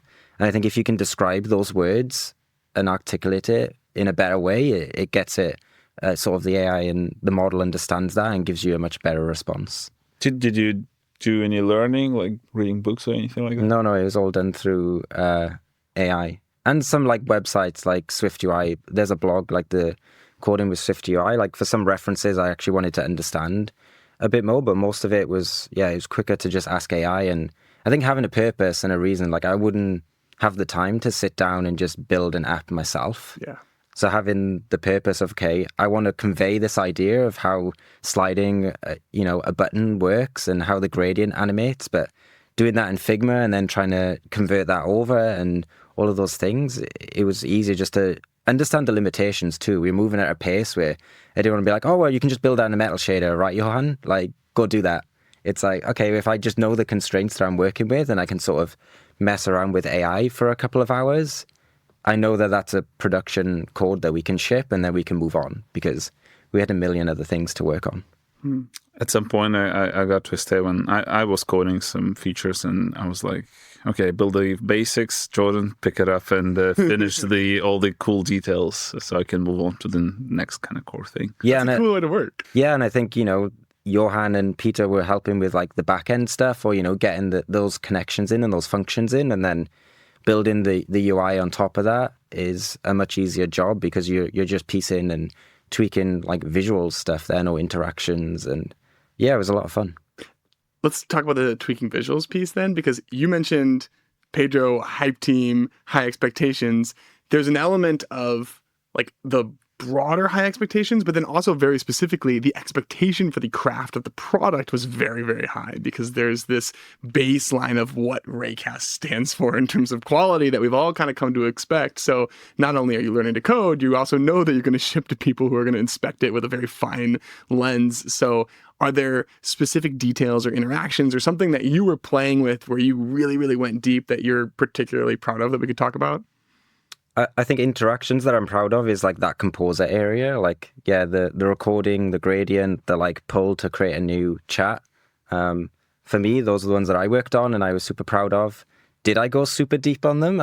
We made like a few different recording gradients, but yeah, I guess if I look back, a lot of it was, a day or two on each sort of area rather than, finally refining those. I guess it just like progressively happened over time, over the weeks and months. We were just, maybe on a Ray day, I was just spending time tidying up the modals that we have because we had like 4 different modals or things like that. Would just like, you would micro tweak those things. I think the other gesture I quite liked is the pull to search that like Peter worked on. And I think just getting the way the blur works and the curve that it comes in, I think took a bit of time. To be honest, like in this last 4 months before the release, we didn't have much time to go deep into some micro interactions. But quite a lot of was done in basically last 1-2 weeks before the release as polishing. But we could have gone more if, we had more time. Your guys' bar is high. I'm just gonna say right now. But like even now, like I'm not happy with a lot of parts. But that's called being a founder. It's yeah, but it's there are many ways to make it better. There's also was a fair amount of frustration with some parts of Swift UI. So there are some good sides as a fast prototyping, but also this last 10% can cause a lot of pain. To get right, especially if you have high standards or if you want to go a little bit more custom, and some smaller bugs just was driving me mad. But in a way, it's just the first version. It's fairly good, but it's only going to get better from there. All right. Well, then before I let you go, I want to kind of get a little peek into the future because the more that I talk to you all, the more I'm understanding the importance of systems thinking, allowing you to scale, be flexible, move in different directions. So when you kind of imagine where this might go, what are some of the things that you're excited about? I think the next thing for me is like the custom keyboard. I think that's the unlock at a system level that gets us into, WhatsApp, iMessage, Twitter, like right now, you have to use like the share sheet. It's a couple of taps. There's a slight friction there. And I think the custom keyboard feels like the closest like distance we can get from being at an OS, like complete OS level. And I think worth mentioning what custom keyboard in this sense is, right? Like it's not actually the keyboard where you type. If you ever seen Giphy custom keyboard, you just switch to it and you see a grid of GIFs you can quickly attach. What we can do, we can select the text and you run AI command with it, like fix spelling, so it's right in place. You can insert your snippet or share your quick link and bring more, people keep asking for clipboard history. You can access clipboard history right from the... Oh, that's cool. I wasn't even thinking about custom keyboard as an unlock. That's huge. And that happens right in the place where you're communicating with other people or, typing in browser or whatever. So this can bring us a little bit closer to what Raycast is on desktop, which is being omnipresent. Last but not least, we're going to talk about how the hype team works at Raycast because they're doing things in a really unique way and it is definitely working. So let's take a second to meet the team. So hey, I'm Pedro and I'm basically just hyping up Raycast through videos and education stuff. And I'm living in Barcelona at the moment. I am Inga and I just create like overcomplicated stuff on Figma, and I am part of the brand and the hype team and a tiny bit of the product team. I'm just kind of like everywhere at Raycast, and I live in Northern Ireland. Let's jump right into the backstory of the mobile launch video. And it had a heck of a viral moment on Twitter, a lot of positive feedback. And I think it's so uniquely Raycast. And I don't even know if I'm able to articulate why. But when you guys go to market with things, there's just a freshness. It's a little bit different. And so how does something like that come to be? Like, what's the backstory that led up to that release? Yeah, man, I'm glad you start with that because that's the last projects that we worked on. And that's like the most nervous I've been about anything I've done. Yeah. It may seem from the outside that's like, oh, we know exactly what we're doing. It did come across that way.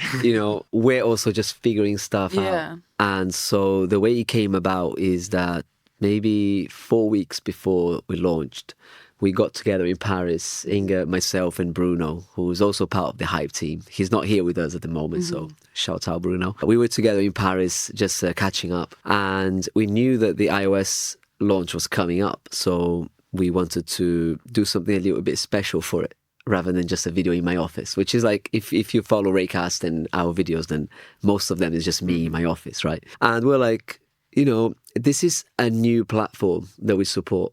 and it's the first time the Raycast is on the go. You know, let's try and do something a little bit special. And I don't want to make a video about Raycast on iOS in my office when clearly I've got my laptop and my desktop here, you know. So anyway, we decided to make an ad for it. So we spent a day or two in Paris just brainstorming what this ad is about, right? And Inga did some storyboarding. We came up with a bunch of ideas, right? How wide you go? How wide was that? We went spectrum? wide. Yeah, Oh, we man, went yeah, very we went wide. deep. Like there was like throwing things outside, like Really? like the ideas. Which I think throwing- it's the most important thing Yeah. at that stage of brainstorming, Yeah. right? Before that, though, we had already done a little discovery phase with the iOS team. So the discovery phase, like think about the Hype team as like an internal mini ad agency. I worked in advertising for a few years. Like, you know, the process is somewhat similar in the sense that you get a brief, you do discovery, exploration, execution, right? So we did that internally. We talked with the team and we identified some of the takeaways from this launch. Things like, who is it for? This is not a release for like someone who's never heard of Raycast. Yeah. This is a release for people who are either on the iOS waitlist, and we had like thousands of people on there, so they're already waiting for it, or people who are already using Raycast on Mac and also want to use it on iOS, right? So it's not like we're not Apple, we're not doing a release for like billions of people. It's like, it's kind of a niche thing. We're basically just communicating to people, Raycast is now on iOS, right? So Slowly, too. You're communicating to people like me who are willing to sit through and watch like a minute of you just going back and forth with nothing. but It's like, music. come on. it was a minute and 40 seconds, right? And so given that, we're like, okay, let's be creative, right? People want this. We don't have to sell anything here. No. Yeah. This is not an ad where we need to go deep into the product values. This is just like Exploratory. Raycast is now on iOS. Yeah. But we want to do this in the most beautiful way. Yeah. Like beauty is the thing in this ad, Yeah. right? That's what we came up with. Yeah, because it kind of like portrays quality. Like if you think about it, like there's time and effort being put into this thing. How we kind of treat like our video stuff, because we're kind of just like starting and like figuring it out, is like we want to almost treat like our product like a production studio. We're not just, every video we release isn't the same, because why should it be? Like every feature is different, so why can't our style just change up every now and again? Inga, myself, Bruno, we brainstormed a bunch of ideas. We went like, we had some Why? crazy ideas, dude. They're like, you know, that's what allows you to then come back down Yeah. to reality and like stay within budget and time and stuff, you know. It has to be aesthetically pleasing, it has to be beautiful. But the message, the underlying message is pack your Mac. Raycast is now on the go, right? That's the message. I think we can do something that talks about this and tells that story. The story being, here's a beautiful setup with like the best things you can own, like the XDR display, you know, and we're removing it, you know, like who in their right mind would remove an XDR Pro display from their desk? Nobody. Everybody wants that display, right? So we're removing it, and we're going to remove item by item, and we're going to take it away. And people don't know where that item is going. It's just going out of frame.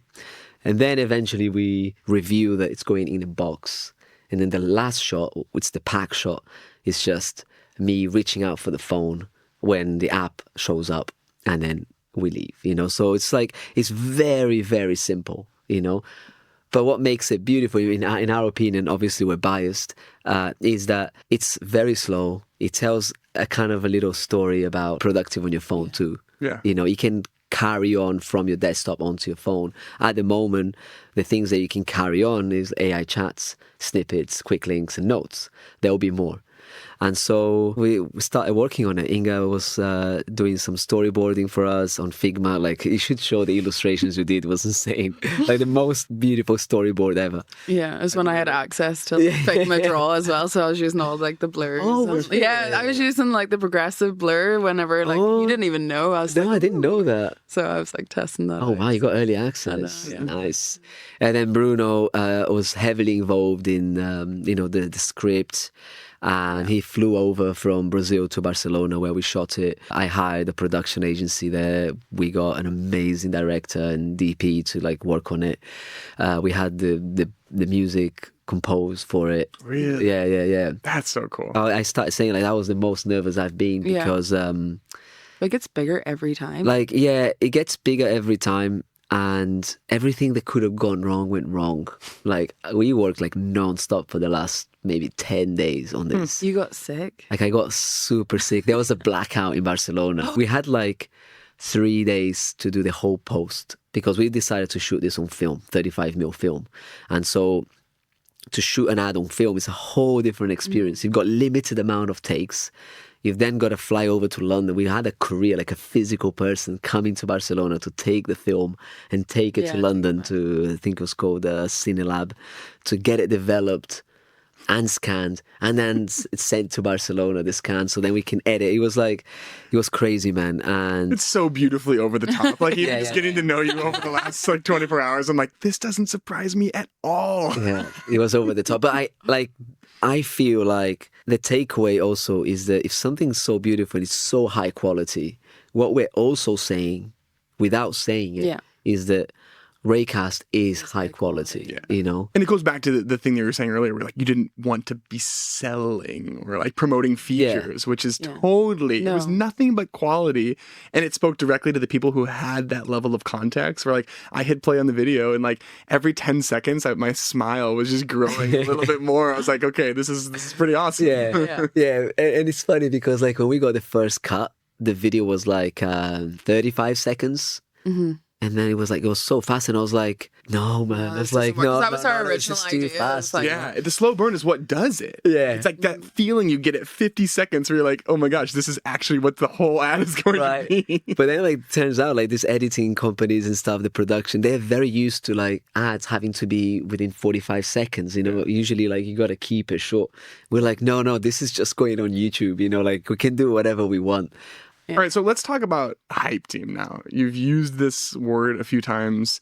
I'm sure that somebody is listening and they're like, okay, well, they've just rebranded marketing as hype, you know? So like, what is a hype team? What are you trying to accomplish? What are you doing that's unique in this role when you think about how to grow and also like build a community around Raycast? It's not truly just marketing, right? Hype team incorporates a few different disciplines, let's say. A little bit of marketing. It's a little bit of brand awareness. It's a little bit of like education, like, you know, teaching people about the product. It's a little bit of content creation, like taking photos, making videos on YouTube. Like some videos are not educational. They're just, I don't know, social and entertaining type of videos. It's also about community. Like last night we hosted the Figma configs after party, like 700 people signed up. There was a turnout of like at some point like over 250 people, you know.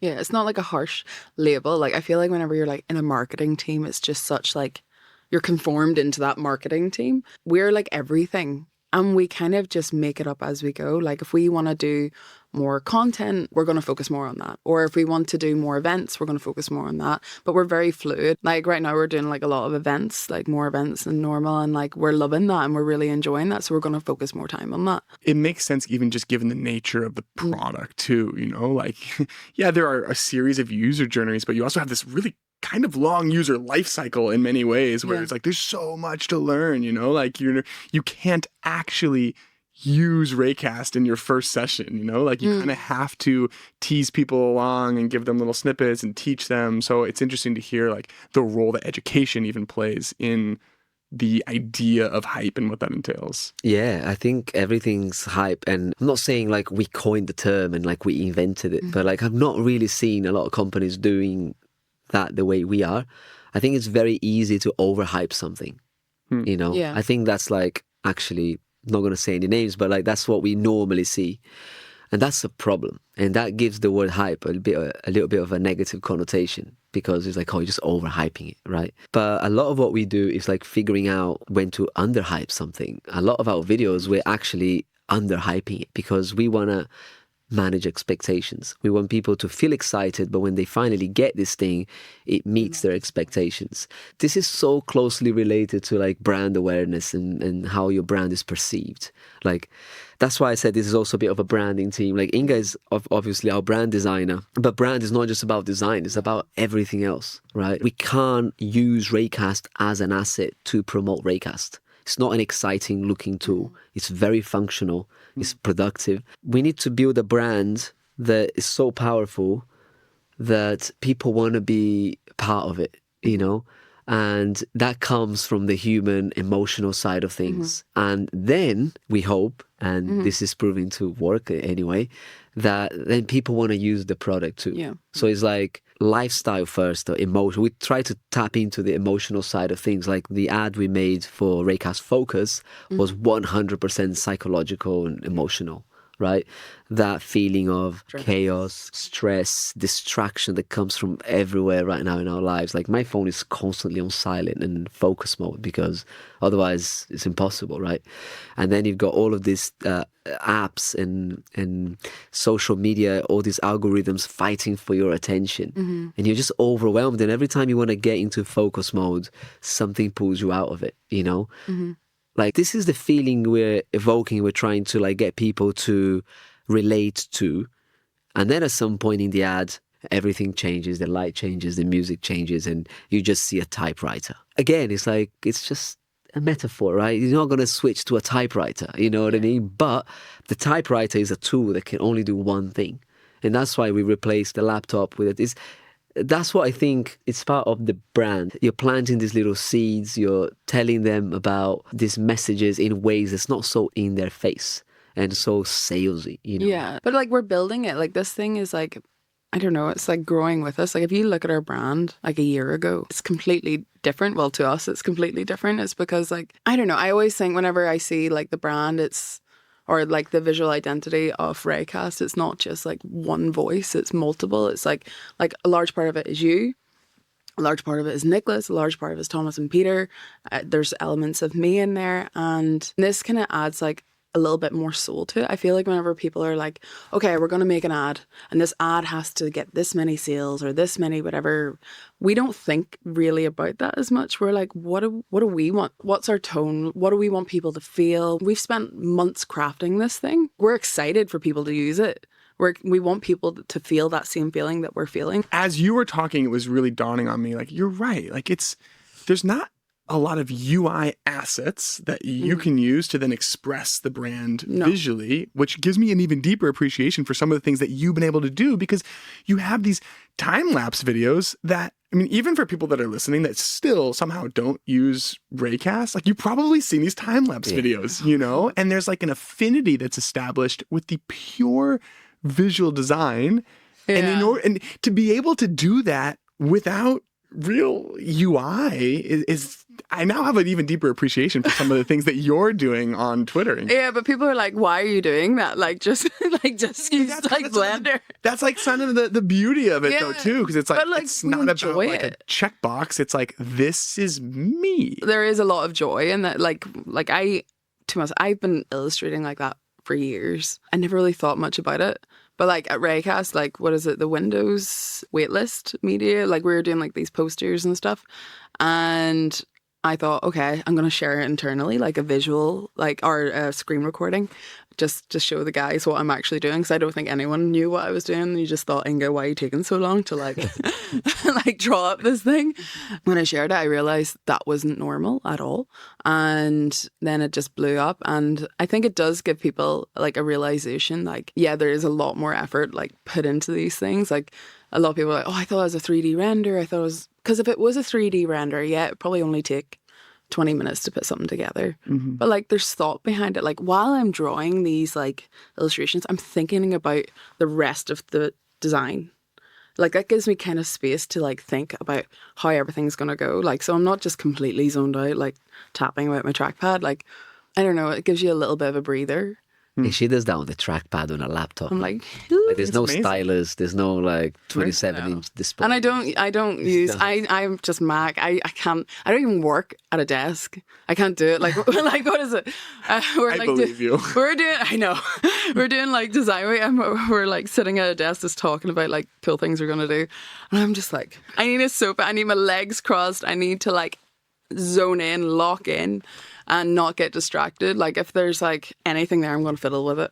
Yeah. On this spectrum of like, this is the Raycast visual identity, and I know you don't have like these rigid brand guidelines, Yeah. but if that's one end and the other end is like, I'm literally just going to sit down, open up, start fiddling with my trackpad and see what comes out. Like, Yeah. how do you think about the ways that you want to express what Raycast takes on in terms of like a visual identity? How do you even figure out what that can be given like that next opportunity? We are just figuring it out. I don't even think we know at this minute. Like we have an idea, like especially me and Pedro are very aligned on like where we want to go with like our visual identity. Yes, I have all these illustrations that I'm doing and I'm getting more known for them now, but I don't think that is like just us. It's just an element. This is something we're exploring. This is something that's like really cool for us to do. It's like these long crafted things that shows, again, it's all reinforcing that our product is a high quality product without saying it. Because like we don't want to ever be like quality, nice.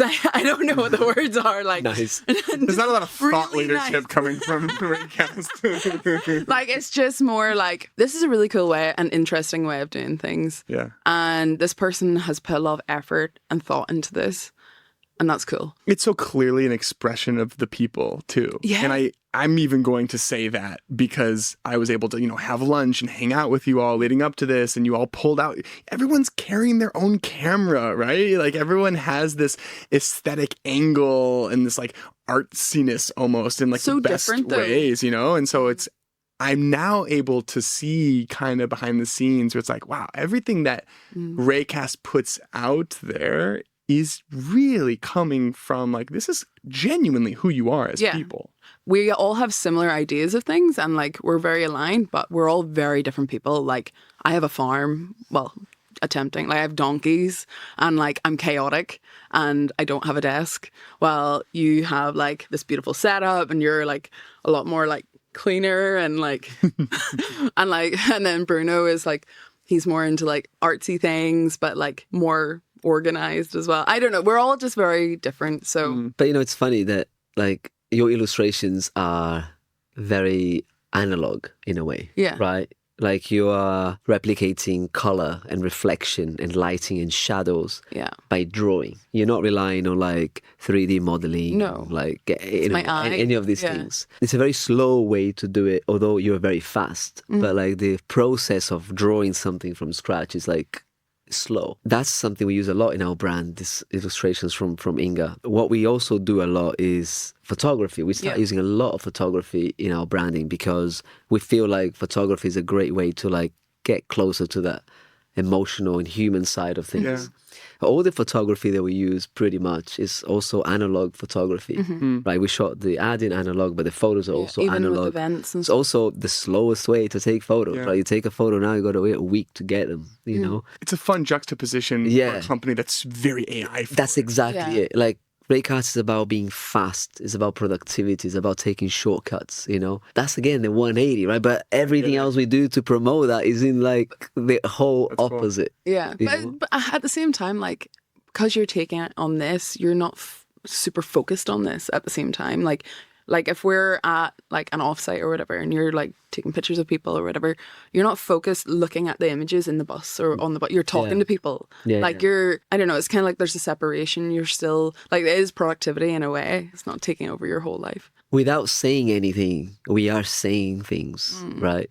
It's the same when we did a giveaway and like we decided to handprint some photos for this giveaway, right?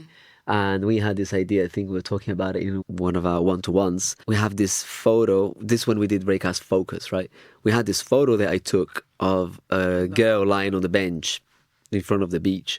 And she was just sort of lying down and she was like looking at her phone, you know, like, but super focused and stuff. And there was like nothing else around. The photo was a little bit like skewed. It was not super straight, you know, like normally in photography, you know, you hear that people should say like your horizons need to be super straight. That was like super like diagonal. And I always loved that photo, and you too. I love that photo. We're like, oh, why don't we do that as a giveaway for the focus thing? We do the cap and then we do the photo. I was like, yeah, that sounds good. I'm going to hand print them, you know? Yeah. And then I just went to the dark room and I hand printed the negative, you know? Like zero reasons to do that. Could have just printed on an inkjet printer, you know? If you get that postcard that was hand printed, every single one is unique. Yeah. Every single one is a little bit different. It's not mass produced. It's not like, oh, you've just sent it to like a printing company and it's done. And then like there's thought behind every single one that went out to every. And then the postcard had a little text on it that said like less chaos, more focus. And even that was like analogically done, you know, using like a film, like it's not like done in Photoshop. So this is like some of the behind the scenes of like what we do here. This is the first time I'm working way more on the marketing, brand awareness, creative side. I've always been a developer. That's what most people know me for, building radix and stitches, working at modules, you know. And now I can use all of that knowledge that I've accumulated over the years of being a developer, of talking to developers, of like breaking complex topics down into simple ways, which is what I do with Raycast. But now use more my creative side of things and try to get the things that I like in my real life and use that to promote Raycast. Yeah. It's like having all those understandings. It's like I've been a product designer for years, yet I never say I'm really a product designer because I'm also an illustrator and I'm into brand, I'm into like everything. And no matter what company I worked at, I always kind of floated, or I was this like bridge across different teams. And I was like, oh, there's something wrong with me. I'm not a good enough product designer, or I'm not a good enough illustrator because I'm not focusing all my time on illustration, or I'm not good enough this. And it's like, but that's the perfect person to be because you're multiple things, you're multifaceted. So you can have more understanding. It's like whenever I'm designing like a visual, whatever, I have the understanding of the UI while I'm also creating something fun. And I'm sure it's like kind of how this little team of three has been able to have a very significant impact. You are kind of able to straddle a lot of different disciplines. So it's been very interesting to see like the behind the scenes, how you all work, and even just the core. Like you've spoken not just to the identity. I knew we were going to talk about like visual identity stuff, but this really actually is like the Raycast identity. So I appreciate you pulling back the curtain a little bit. Thank you, man. And just one thing to add is like, this only works for anybody listening that they might be interested in like doing something similar. I get that asked all the time. This needs to come top down. You know, like the only reason this can happen is because Peter and Thomas just trust. They just trust so us, much and trust. they're just like, just do whatever you want. Yeah. Like, honest to God, like whenever, like even with brand stuff, I'm like, are you sure? Like, did you just sure you want to this? Because even I think it's crazy. Like, you know? do you trust me? And then I'm like, oh, and they're like, yeah, you go for it. But it's so rare. Like that's not the norm in a lot of companies. And like I was even chatting to like Peter and Thomas, and I was just like, this is like, you might hear this is such a good company, but like it actually is, because you can actually just do whatever the hell you want. You could come to me and be like, oh, I'm gonna do this, or I could come to you, I'm like, oh, I want to make like a coffee mug. Oh, I want to make this. I want to do this, and you're like, yeah, you go for it. You lead. You do whatever you want, like as long as it makes kind of sense. Yeah, and that's good actually, because like as you know, have talked to a lot of other product people here, right? And I don't know if you've heard it yet, but like there's a lot of autonomy in Raycast. People work on their stuff and they own it. Yeah. And within the hype team, it's kind of similar, right? Yeah. Like we follow that because that's what culture is about. The culture needs to be defined top down, and people are going to look up and follow that. So I've worked in so many companies, man. Like the idea that you feel trusted and you're given enough freedom to explore things helps us make things that is maybe slightly unconventional. Yeah. You know, and I'm not saying like, oh wow, Raycast is like the coolest company in the world. No, there's a lot of companies that have done similar things that also make beautiful stuff. But we are trying to just take what we like and promote the brand, because if I didn't use Raycast, what would I like to see in order for me to use it? Yeah. You know? Wow, you're a company that's doing analog photography and you do this. Fucking hell, I want to check out your product, you know? So I feel like it's important that people at the top, they believe in that. And oftentimes they don't. Brand is very unquantifiable efforts. Yeah. You know, it's not like, all right, so you spend, 30K on this ad. How much are we going to get back from it? It's like, I don't know, mate. Like, I don't even know if people are going to like it, you know? So you can't really quantify a lot of these things. You just have to believe that it's a compound effect. Before I let you go, I want to take just 1 minute to run you through my favorite products because I'm constantly asked what's in my stack. Framer is how I build websites. Genway is how I do research. Granola is how I take notes during crit. Jitter is how I animate my designs. Lovable is how I build my ideas in code.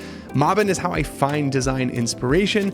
Paper is how I design like a creative. And Raycast is my shortcut every step of the way. Now, I've hand selected these companies so that I can do these episodes full time. So by far, the number one way to support the show is to check them out. You can find the full list at dive.club/partners.